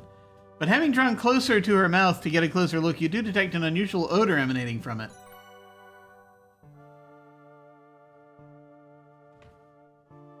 An unusual odor in Margot's mouth. How... open mouth? An examination of the inside of Margot's mouth and throat reveals she didn't choke to death. Her tongue isn't swollen, and as far as you can tell, there's nothing lodged in her windpipe. No, I mean, I'm assuming it was cyanide. Was it cyanide? Arsenic. It was arsenic on the in the box, right? Let me check. A small silver key. We can use that in the Dreamlands. No, wait, wrong story. The small silver key doesn't benefit from closer examination. Yeah, arsenic. Uh-oh. Yeah, that's what I thought. Ah, good. We're putting 2 and 2 together. Wait, how many murders have we been a party to? This is our first. As far as I know. I mean, who knows who's lying dead upstairs now, but we'll find out soon. Now, examined box of flypaper. Flypaper contains arsenic. Yes. Dust. Can I now dust the box for prints? Unfortunately, that doesn't accomplish anything. Nope. Dust key for prints. It's funny. So that means probably that it was in the water? Because I don't think she ate the soup that, or broth, or whatever it was that Jack made for her. I don't think. First time for everything. I think this is it. You carefully replace the sheet covering Margot.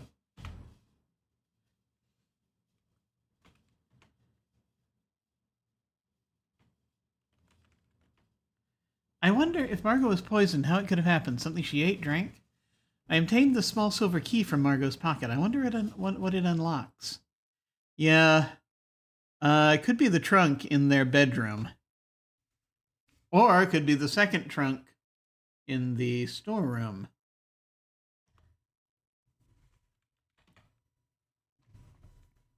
In the closet. Linen closet. Probably. Yeah, I think it's up in the linen closet. I can't remember. I can't remember which closet it's in. We'll figure it out. Okay. Well.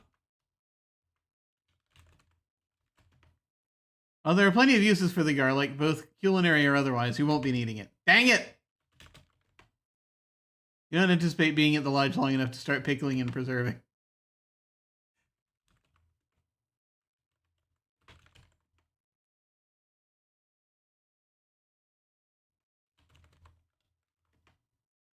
What would Jack say if he caught you filling your pockets with vegetables of his labors? Okay, fine.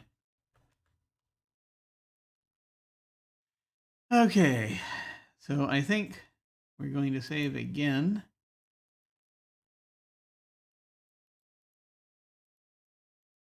Need to find something to delete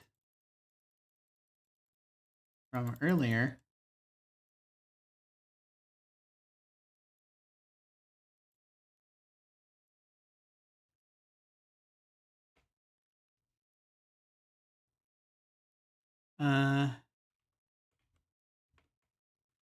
Murder investigation.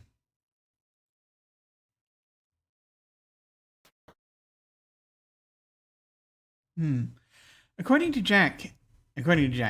Evan, Jack and Nathan will eventually be going to the train station. I wonder if I can catch them and ask them a few questions before they head out. A note has been added to your notebook. Find Jack and Nathan. This is the east side of the house. There is a door built into the ground, most likely leading to a cellar. You can see a shed and veggie patch east of here. South of here is the front section of the lodge. North is dense forest. I mean, yeah, we could just...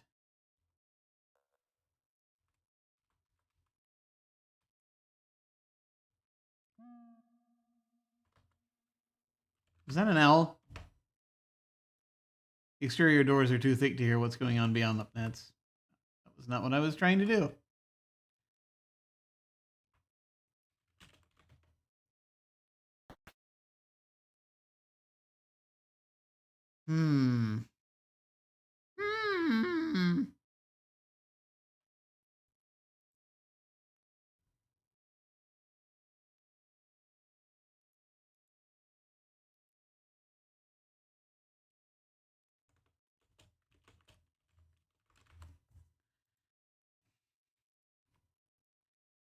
Now we can wander around, seeing if we catch any sounds of people.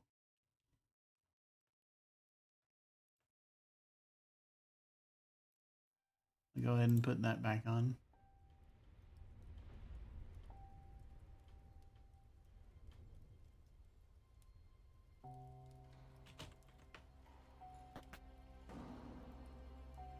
That's a bathroom.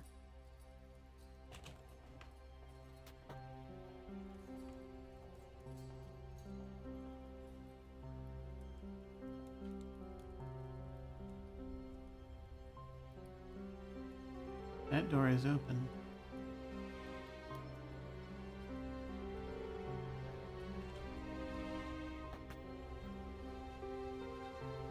It's, yeah, I'm thinking of the one upstairs.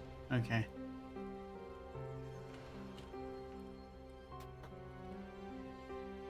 Let's see if we can figure out where everyone is.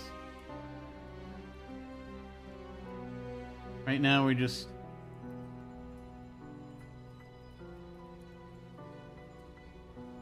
waiting to see if we hear things. I hear voices near this doorway. I wonder what they're talking about.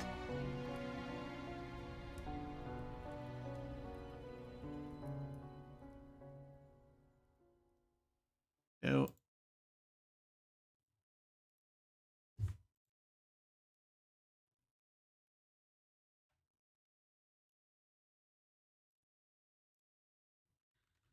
listen at door with glass.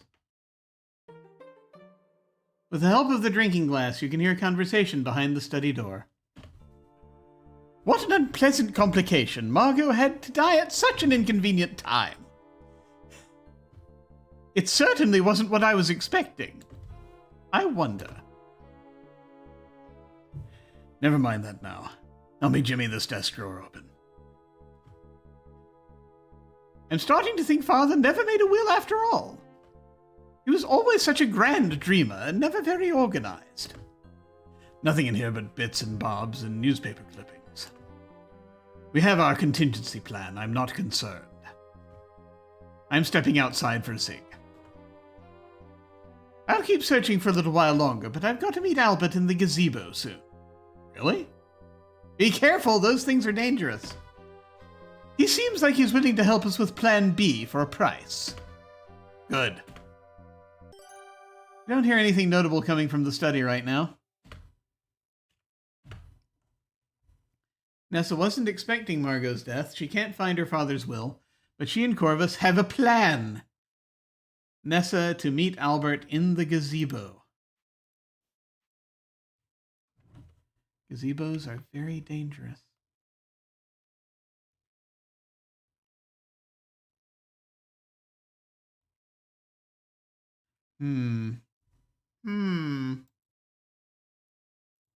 Yeah, I'm just gonna keep saving over the same one, I think. So we could go directly to the gazebo, or we could check upstairs just to see if there's anything. Or we could, you know,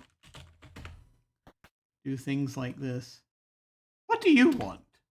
I'm just tidying up in here. Evan's lazy, Jack's lazy. They lack the will to do what needs done.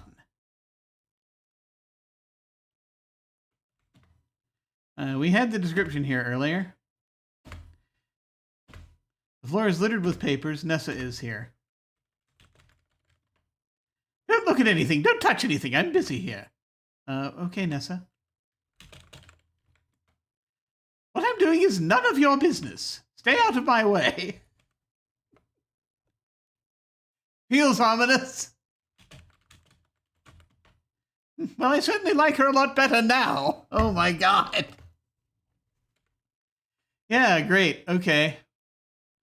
I don't know if I should give your brooch back now. Like, I know where it is, but, I just don't know. I don't know if I'm feeling generous enough now.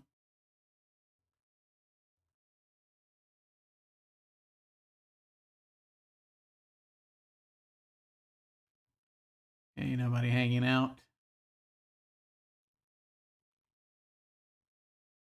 Okay.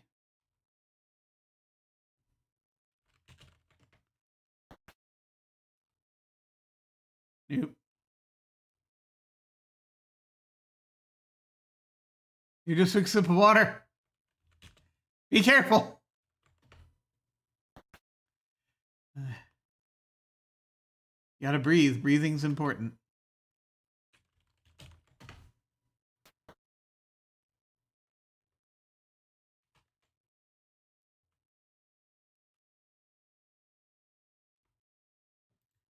Sure.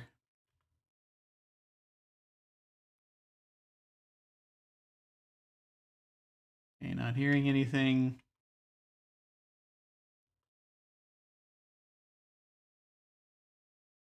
Not hearing anything.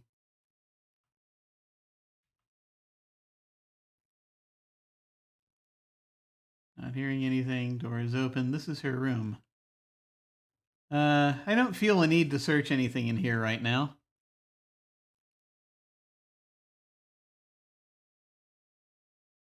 Eh? I must have forgotten to lock my door. I'm busy, miss. Run along.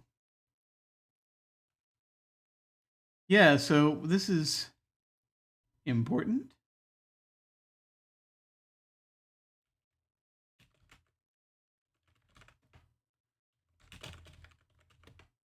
Miss Maple, I'm hard at work and require peace and quiet. Oh, I'll stay out of your way.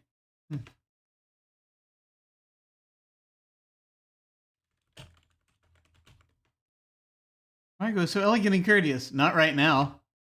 She is a gracious hostess.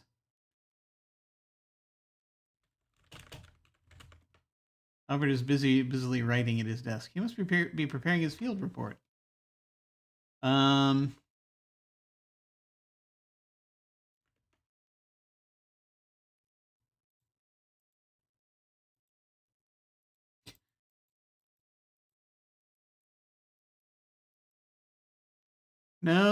No. I can't think.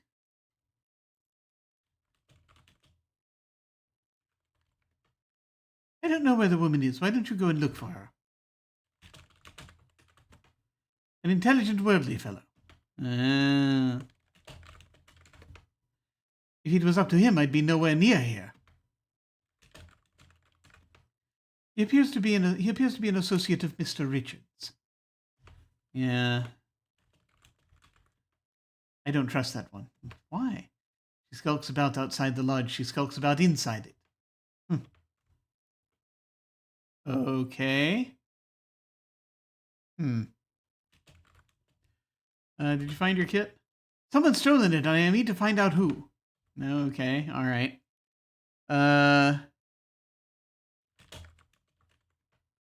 He cooks, cleans, and minds his own business. He is my favorite person here. Right, okay. We have to catch... Oh, they're probably going to be at the... I think I know where I can find them. Nathan and Jack.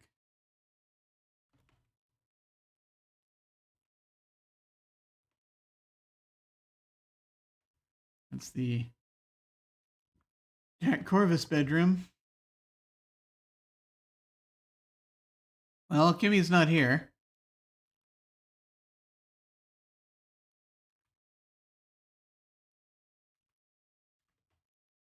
This is the master bedroom. Mr. Richards shares it with Margot. You feel a little weird about invading their private space. There's a wardrobe and nightstands to the left and right of the bed. There are 2 doors in the south wall and a door in the east wall leading back to the hallway. So I don't know how much time each thing is going to take, but I think I know where to, because I know where the car is. Large blue trunk has a metal tag screwed into the top. The tag has the name Evan Richards engraved into it.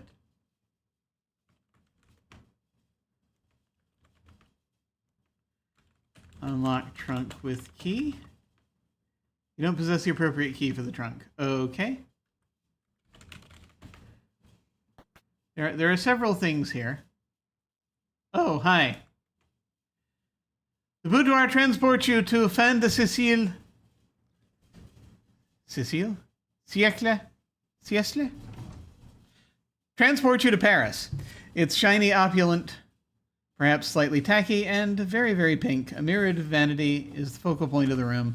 Exotic perfumes hover in intensely localized clouds that you can almost see. Every movement stirs air currents that bring new scents to your nose.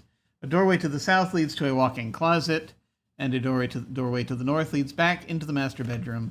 Evan is here. I need to search the closet. Mr. Richards, are you okay? I just want to be alone right now. Okay, I'm going to keep talking to you.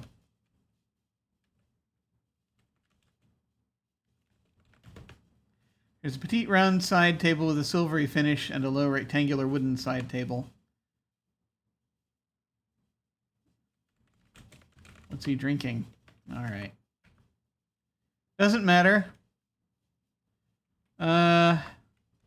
Look in shoes. She didn't say where it was, I don't think. The shoes are all size 5. My shoes are usually half a size smaller than my boots to leave room for thicker socks. Let's see. Open cabinet. Open wardrobe. Search wardrobe. Full of feather boas and rainbow of colors. Close wardrobe. Actually. Expo. The feathers look soft and colorful. Margot has one for every occasion, it seems. Okay. Except possibly the final one. Wardrobe. I keep using the wrong word.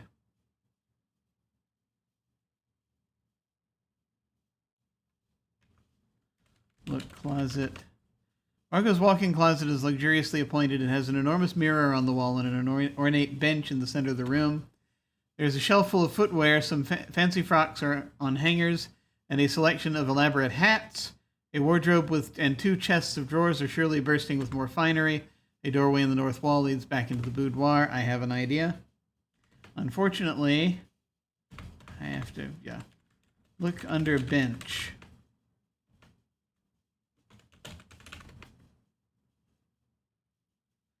And this is only because I saw the animation earlier. Now you look under and around the fancy bench. Nothing is stuck into its underside, nor is anything secreted in the plush upholstery. Okay, that's fine. Who's that?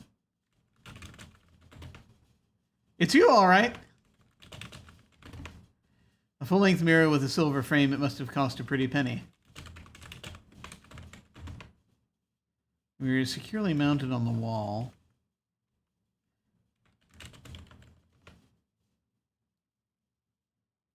The chest of drawers hold Margot's blouses. There are 3 drawers and they all hold blouses. You close the drawers.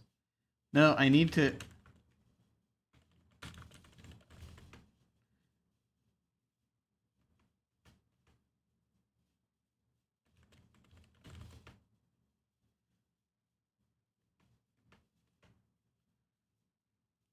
I'm trying to find...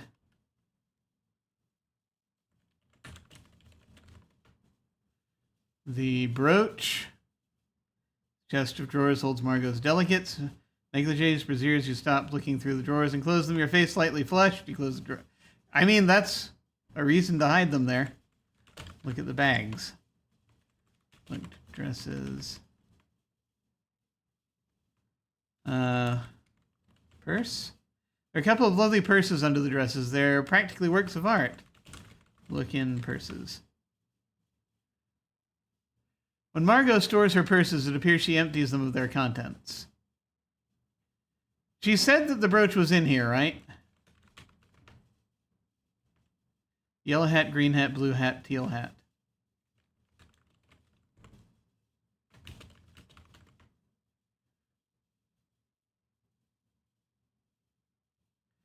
You take the teal hat down from the shelf, mannequin head and all. The bright teal color of this hat isn't faded in the slightest.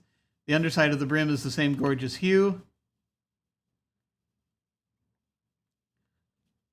The blue hat. A lot of hats. You take the blue hat down from the shelf, mannequin head and all.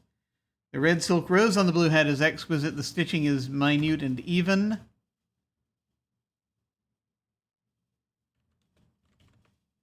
Did I spell that right? No. Yes. Green hat. You take the green hat down from the shelf, mannequin head and all. The green hat is a lot like yours, except newer and made of finer wool. Will we swap hats? No. No reason to. Take the yellow hat down from the shelf, mannequin head and all. You take a close look at the yellow hat, admiring the quality workmanship. Maybe one day you'll own a hat as fine as this.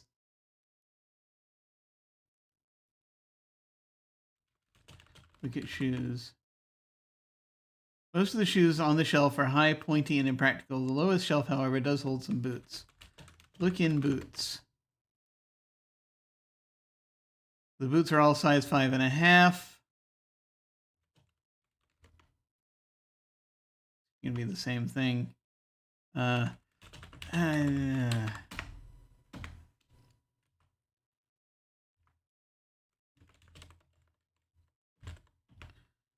Dresses are all the latest styles. They're finely made and very pretty. There's nothing else. There's nothing else to search. I have searched everywhere.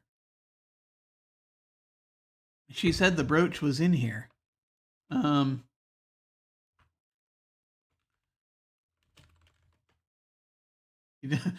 Empty shoes. You don't have any water right now. Okay. I'm a little unclear as to what that means, but I'm sure everything's fine. She said that it was...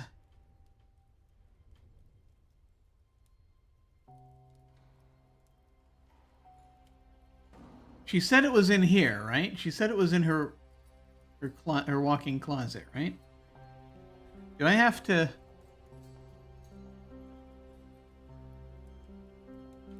Let me check. See, this is right before we did the thing.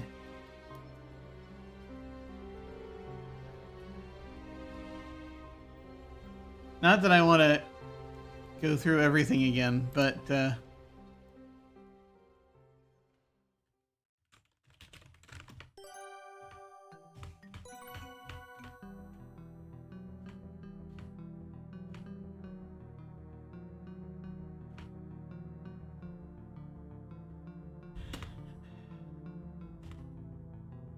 He gave the signs to someone she trusts. I think that might be Nathan.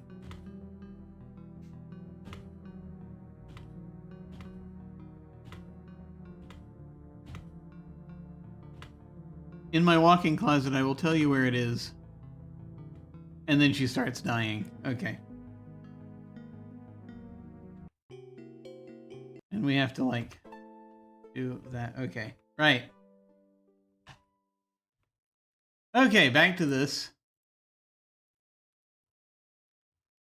It's in here somewhere, apparently. Wait a minute.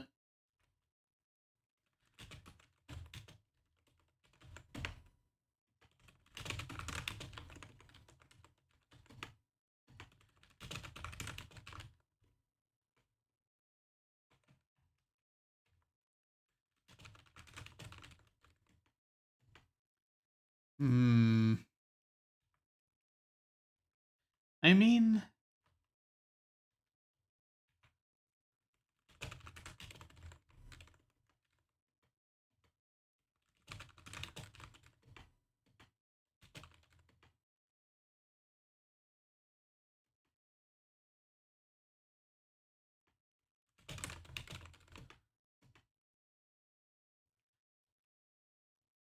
It's in here somewhere.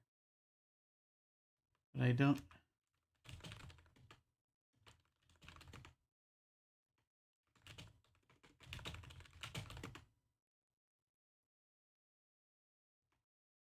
This is just the same thing.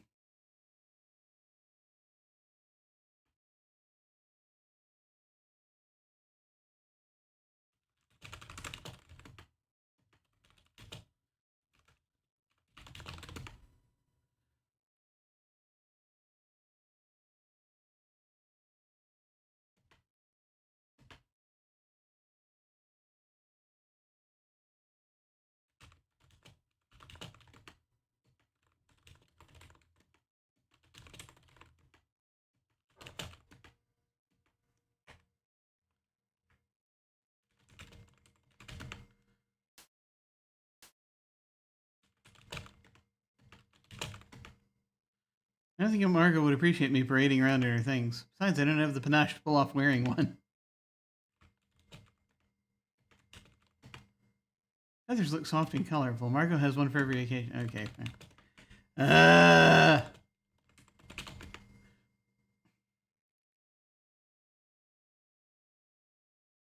I feel like there is something I'm missing.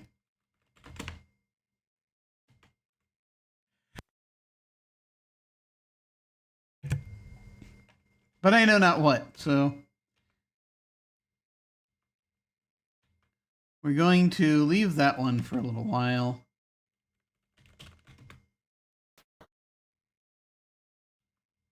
Because I feel like it's...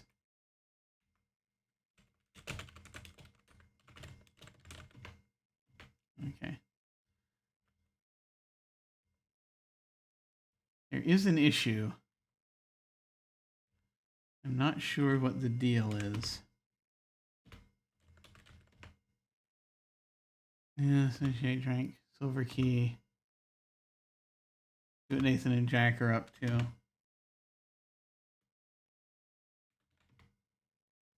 Powder room. No, wait. Linen closet. It's this one.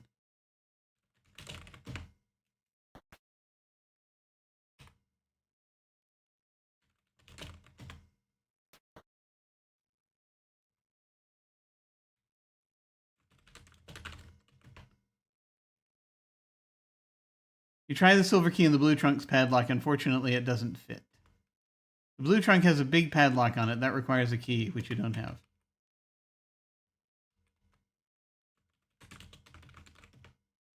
You try inserting the silver key into the green trunk's padlock, but it doesn't fit. You realize the padlock in the green trunk has a keyhole and that you like the key. Okay.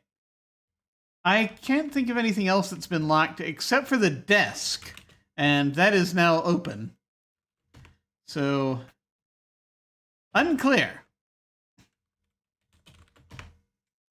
I'm sure there are other things, but nothing's coming to mind.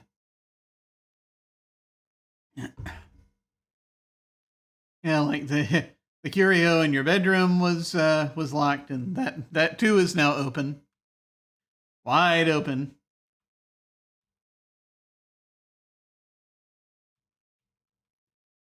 But yeah, not sure what else is left.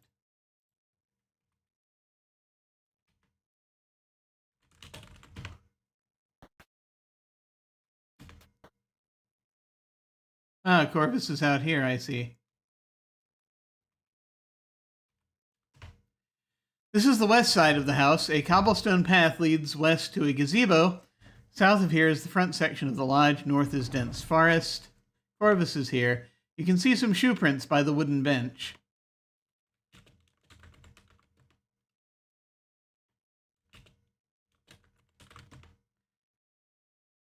How are you doing, Corvus? I'm doing just fine, Miss Maple.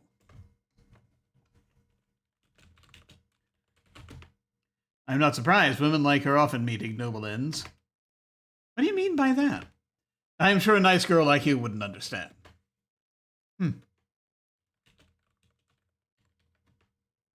She's in the study. Tidying up. Uh-huh. A brilliant fellow, highly knowledgeable, and so sophisticated. I went to school with a fellow named Carl back in England, though I doubt he's the one to which you are referring. Did he ever visit Canada? Is he here now? We had this conversation before. No, neither. How can you be sure? He died soon after graduation. Oh, pardon me. I don't know if Corvus is supposed to be British or not. You can see some shoe prints by a wooden bench. It's pretty clear that Corvus made those shoe prints. He doesn't seem to mind soiling his nice shoes. Due to the shade provided by the bench and nearby trees, the ground under and around it is damper and softer than other areas. That's why there are shoe prints here and nowhere else. Okay. Is this important? All right.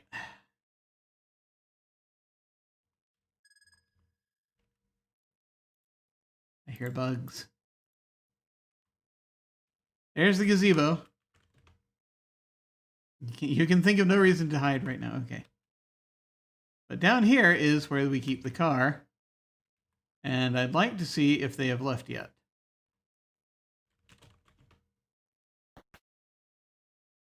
Open the carriage door house. Nope. Okay. It's a red touring car. You've spent more hours than you'd like in that automobile. You get sore just looking at it. Where is everybody?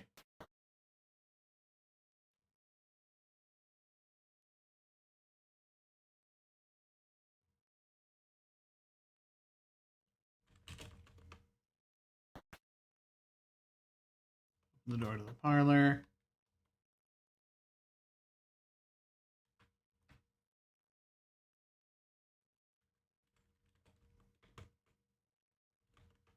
It's like you may as well just leave all the doors open.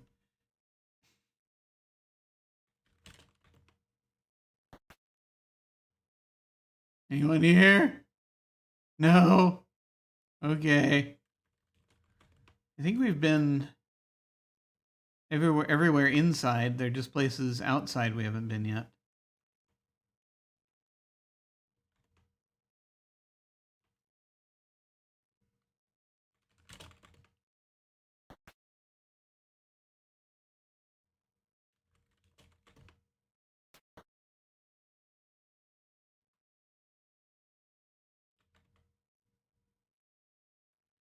We went into the closet earlier. I don't think we've got anything else as far as places and people. He's still there, doing turning the room upside down. No one is here.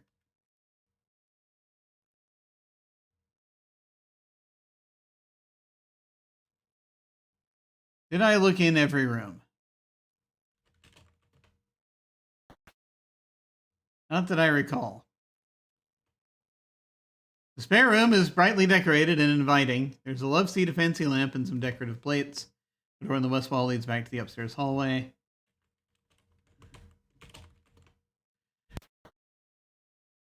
It's a good question. Where is everybody?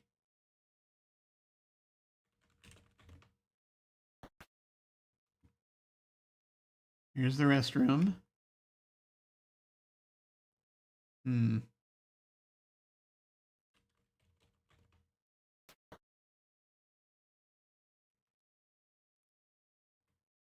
think we already looked in here.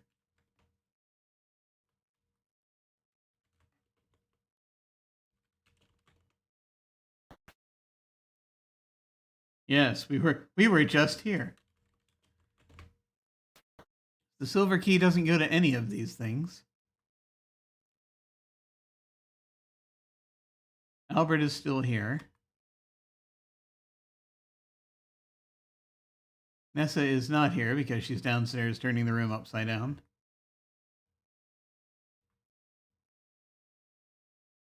We know Corvus isn't here. So we're going to go check his room out. Nothing here.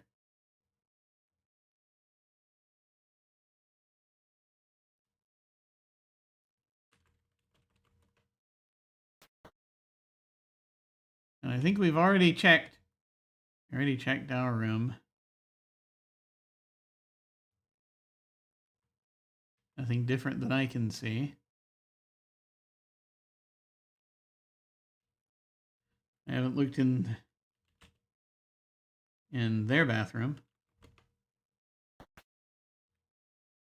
No, nothing special in here. That's it. I'm gonna ask Evan about the key.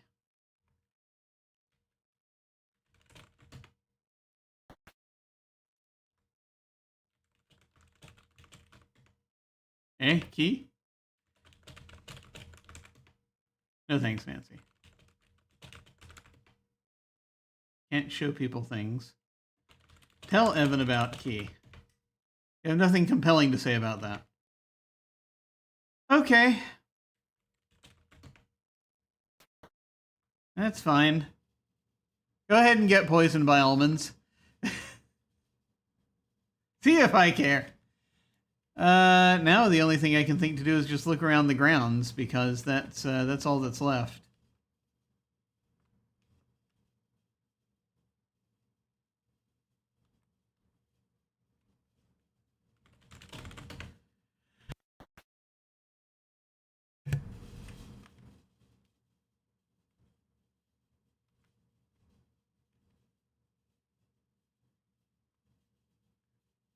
Because there might be things out here.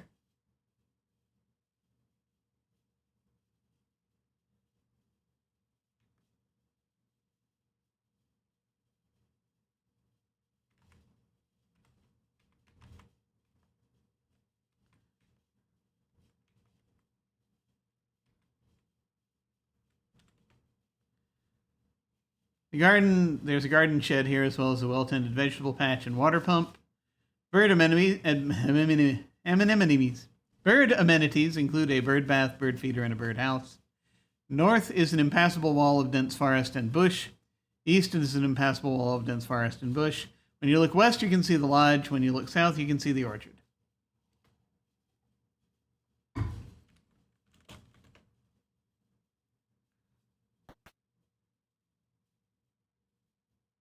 Open the door to the garden shed. Nothing special in here that we haven't already been through.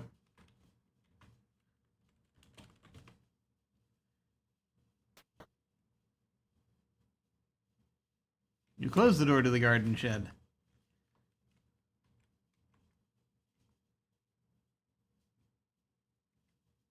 This is the smokehouse, as I recall. The smokehouse is small, but looks like it gets the job done.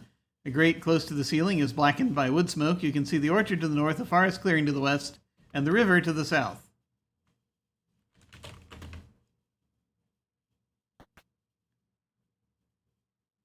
You open the smokehouse door. There is no one in the smokehouse. I have nothing special I'm looking for right now. I just am trying to figure out where people are. Oh, that's interesting. A roaring waterfall flows speedily off the escarpment. There are mossy rocks by the water that look pretty slippery. Far off to the north, you can just make out the smokehouse. West leads to the jetty. You see something bobbing in the rushing water, caught amongst some rocks. I think it looks like a glass jar. A note has been added to your notebook.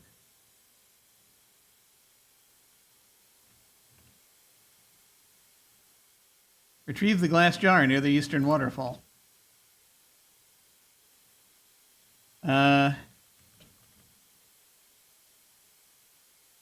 Amity, enmity, anemone. Why are there so many words which are so similar phonetically? Ah, that is because the English language works mostly by kleptocracy, I think. You can't reach that from where you are. I need to find a safe way to get closer. Oh, I'd better be careful not to stray too close to the raging river. Yeah, I'm going to have to go pick up the cane from inside the house, I suspect. So that's a thing.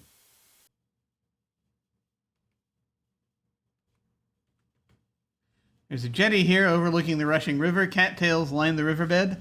And there's a rotting log lying on its side. A dirt path leads north into the forest.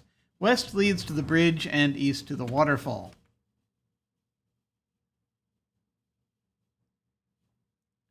Oops. Looks like I stumbled onto a conversation. Maybe if I'd approached from a different direction. We'll talk later. We aren't alone anymore. What are you guys up to? Just getting some fresh air. Really? Well, I found some interesting samples on the riverbank this afternoon. Actually, I used a trowel to dig into the dirt. Otherwise, I wouldn't have found anything. Is that so? Can we have a look? Of course.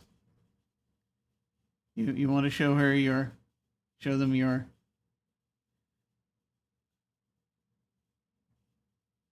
You show the samples you collected from the river to Nathan and Jack. They inspect the samples intensely and exchange meaningful looks. What do you think? Very nice, Nancy. These are white garnets. Pretty big ones, too. Yes, sirree. Very pretty. Maybe get them set in silver when you're back in the city. White garnets? Are you sure? Yes, very sure. Mm-hmm. Well, okay. Excuse me, I have to go to the carriage house to prepare the automobile for Jack's drive to the train station. Thanks, Nat. Of course, good evening.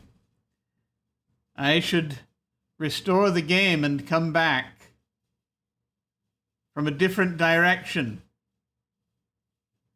Nice night for a walk, isn't it? Sure is, Jack. Darn it, I missed talking to Nathan. I ought to find him and question him before he leaves. A note has been added to your notebook. Find Nathan again.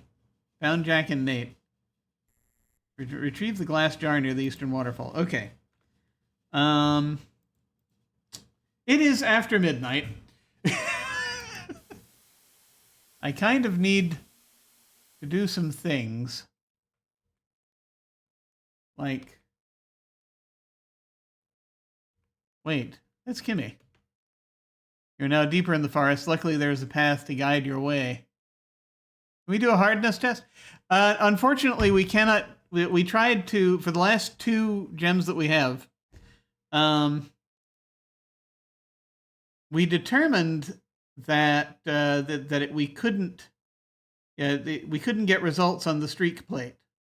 So we actually need a special kind of pick that we don't have already. We have an ice pick, but we need a finer pick to be able to make the final determination. And it was that they're either garnets or diamonds. Probably. You're now deeper in the forest. Luckily, there's a path to guide your way. Looking north, you can see the lodge. East is the smokehouse. West is a scenic overview of the lodge, and south is the jetty. Kimmy is here. What's going on, Kimmy? Kimmy is half concealed behind a tree. She appears to be waiting and watching for something. It's not yet midnight somewhere in the world. Why stop now?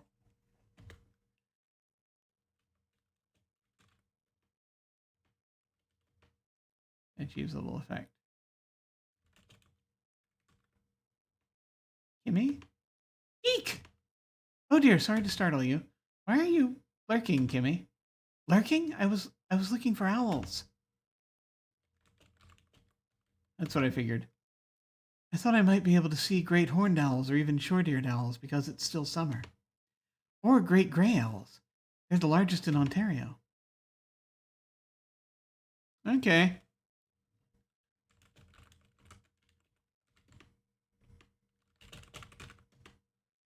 We're already... I know nothing about owls. Okay, have fun. I'm going to do 2 things. I'm going to do 2 things before I stop. I'm going to grab that cane, which I can't remember which room it's in. It's either in the closet or in the linen closet. I cannot remember which one of the 2 it is in.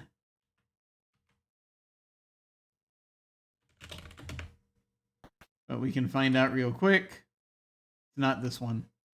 I don't think.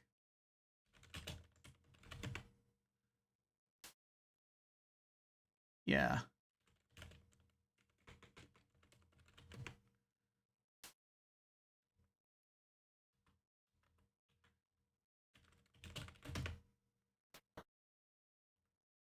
So it's up in the linen closet.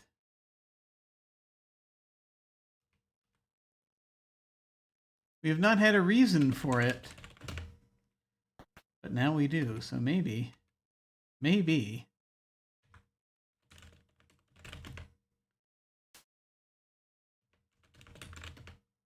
decide to leave the cane for someone who would need it. Dang it! Okay, it's not the cane. We needed a safer way to get closer, apparently, to that bottle. And we don't really have that. Here, you discover the softer specimens from the river sample. You are left with 2 colorless minerals with a Mohs hardness of greater than 6.5. A closer inspection of the river sample with the loop reveals nothing new. These hard little minerals will require further study, but you're currently unequipped for that. And that's kind of the... There are fine scratches on the plate indicating it's been well used. Like rub river samples on plate. The remaining specimens from the river sample don't make any streaks on the streak plate. When a specimen doesn't make a streak, this is sometimes called a colorless streak. The streak plate has a Mohs hardness of 6.5 to 7.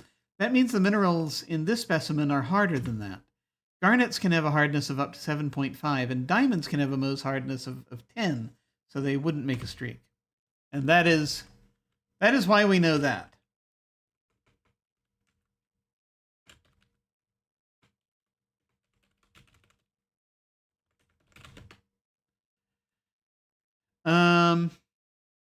A blanket, an old lamp, and some book. The blanket? You don't want the moth-eaten blanket. Okay, fine.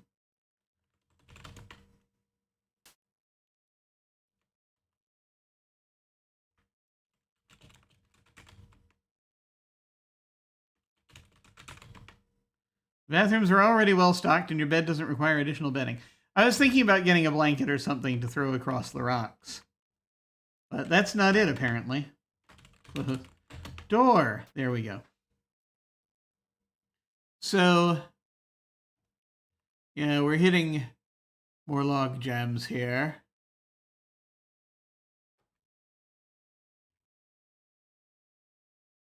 If I remember correctly, glass has a hardness of 6, so we need quartz or something else harder.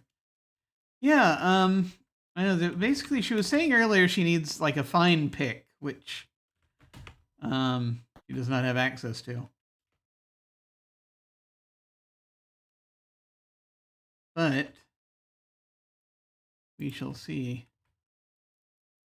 I can hear Jack and Nathan talking, but the sound of the river is making it hard to hear them. I wonder what they're up to.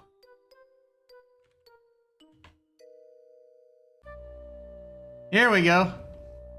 Can't just toss these in the river like we used to, more's the pity. What are you tossing in the river?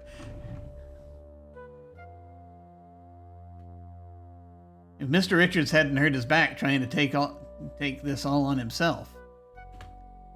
I wish he'd asked for help before it came to that. With all the extra scrutiny lately, he can use all the help he can get. Lucky for us, it was mostly overcast last night. No moonlight, no sparkles. They're throwing diamonds in the river, aren't they? Lucky for us. He wanted to make sure, and that's why he tried to bribe Albert earlier to not find diamonds. Because he doesn't want people to show up here.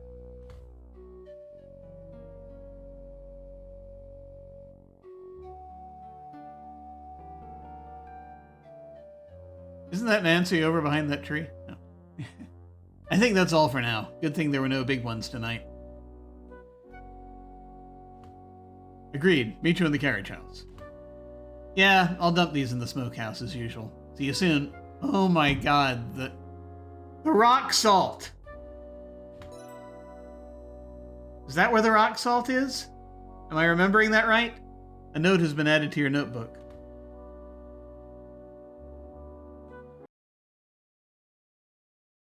Hey, Jack. Ah! What were you guys up to? Me and Nat were just getting some fresh air. Really? I was getting samples from the riverbank this afternoon, and it looked a lot like that. Oh, okay. I gotcha. I found some interesting stuff. Oh yeah, can I see? Of course. You show Jack. You show the samples you collected from the river to Jack. He scrutinizes them very closely. What do you think? You got yourself some white garnets for sure, and some pretty nice ones too. White garnets? Are you sure? Definitely. But if you want a second opinion, I can take them to show Nathan and ask him for you. How about it? That's okay. I'll keep them for now. Suit yourself. Darn it! I missed talking to Nathan. I ought to find him and question him before he leaves. Okay, a note has been added to your notebook. So we found out more that way. Find Nathan again. Jack and Nathan are collecting something sparkly on the riverbank and hiding it in the smokehouse. I'm gonna save the game here.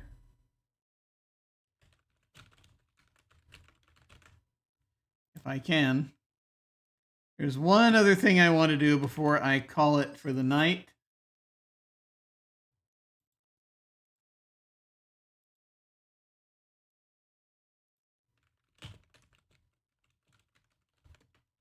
You take a few larger crystals of salt and rub them across your street plate. The salt produces a white streak.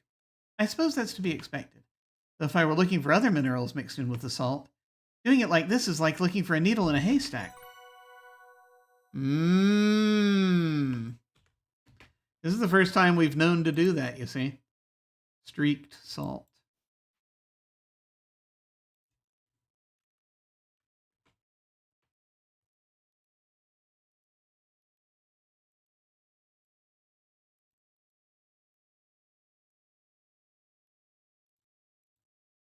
As expected, the rock salt is composed of irregularly shaped crystals, but are generally cubic in shape. They are whitish to colorless. Some of the crystals appear irregularly shaped, more octahedral than cubic, but salt is fairly brittle and is water soluble, so they can be just about any shape. Really?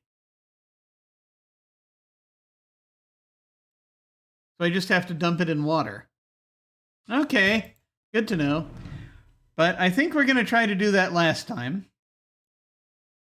We're going to try to do that a moment ago. What the hell am I saying? We're going to try to do that next time.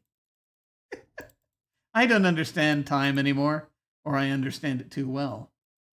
It could be a combination. Let me see. Anything I want to delete from down here? Yes, we'll delete the upper hall. They don't need that.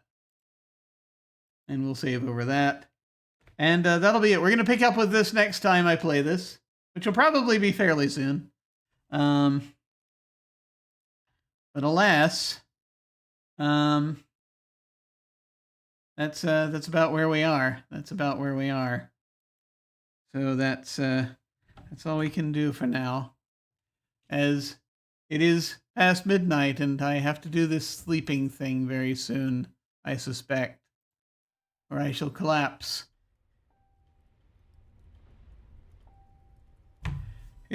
Getting old, I tell you. Thank you all very much for watching. I very much appreciate it. Notes to my future self. Talk to Jack. We just caught him doing what I think is taking diamonds out of the river and hiding them. In the smokehouse. Yeah. Salt, right? It would make sense for the smokehouse to have salt. Yes, of course it would. I think that's where I got the rock salt. And now I know, and also, that reminds me, I need to put the rock salt in water. I'd probably somewhere in the house pour some water, put the rock salt in it, see what happens. See if there's anything left over. And then, of course, you know, talk to Nathan in the carriage house. And, just keep finding stuff out. I think that's really the important thing. Was Kimmy really looking for owls in the woods? I mean, I wouldn't put it past her. She easily could be. It makes sense. And where is that brooch? We turned that room upside down.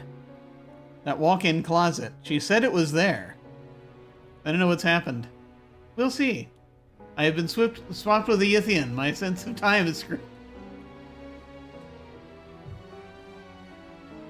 You will note that my face is on very well.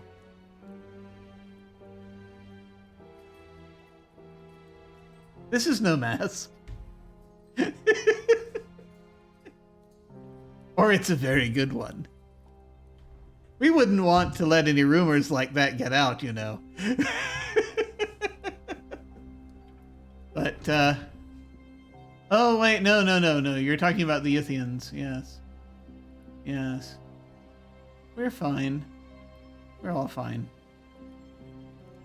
Yes. I was thinking of something else. I was thinking of a different story. But yes, no. Alas, I did not get to see the Great Race of Yith doing anything spectacular lately. I don't know why my brain just jumped to the bug people for some reason. It's because of the, there's been a lot about the dream cycle coming up recently, and that sort of has been rattling in my head, and so that's why I was thinking about that. Anyway, that's That's enough Cthulhu Mythos for right now. Thank you again for all of you for watching. I've got a few days free. I will probably come back to this relatively soon. Not sure if I can type to chat. I was screwed up and tried opening a different stream. Now I can't load the video. We're ending.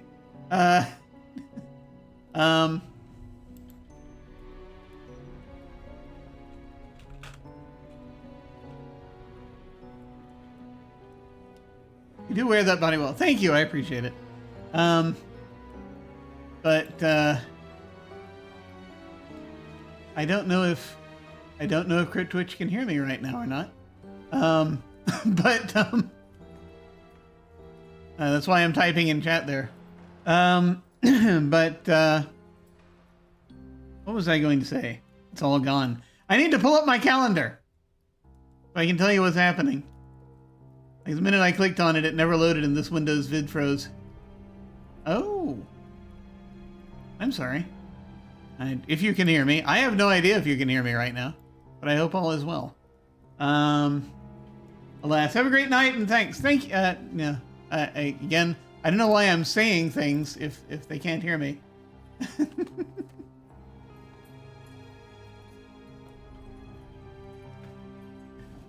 But I'll do that. Anyway, right, calendar. Let me look at the calendar so I can end the stream. Yes. So it has been Thursday night. It is now Friday, early Friday morning. So let's see, what do we have? This Sunday, here on the channel, we are going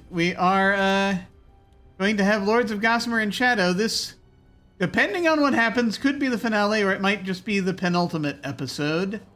I think it is probably the penultimate episode because there will be so much to unpack. So I think it's the penultimate episode. And then, we'll be taking a break for a couple of weeks and come back for something that might be a bit more like an epilogue. We'll see. We'll see how things go. The calendar is empty. Fill it with gaming. Yeah, time to fill it with gaming. Funny you should mention that. Let's see. This Sunday we have Lords of Gossamer and Shadow. This Tuesday evening we have the finale of Draw Steel, which I think is going to be fun. That is being run by Levi, and very much looking forward to that. And that's everything I can really report right now, except we have just opened signups for a thing. I haven't posted this all over the place yet, but I am telling you now. We have just opened signups for a short campaign that Pope is going to come in to run about the middle of the summer is when he's going to start. And this is going to be the first time I'm dipping my toes anywhere near the Warhammer universe. You wore me down. We're finally doing it.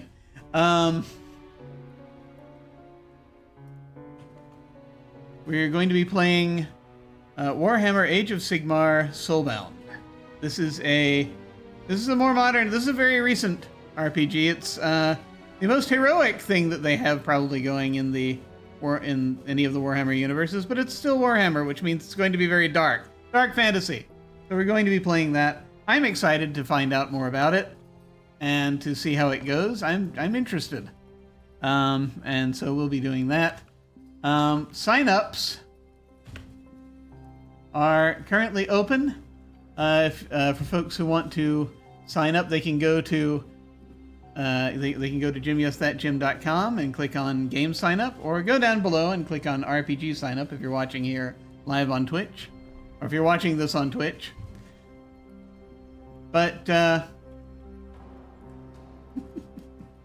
is this Pope's thing? Could you even tell me? Yes, this is Pope's thing. I can tell you now. The sign-ups are open. The announcement is out.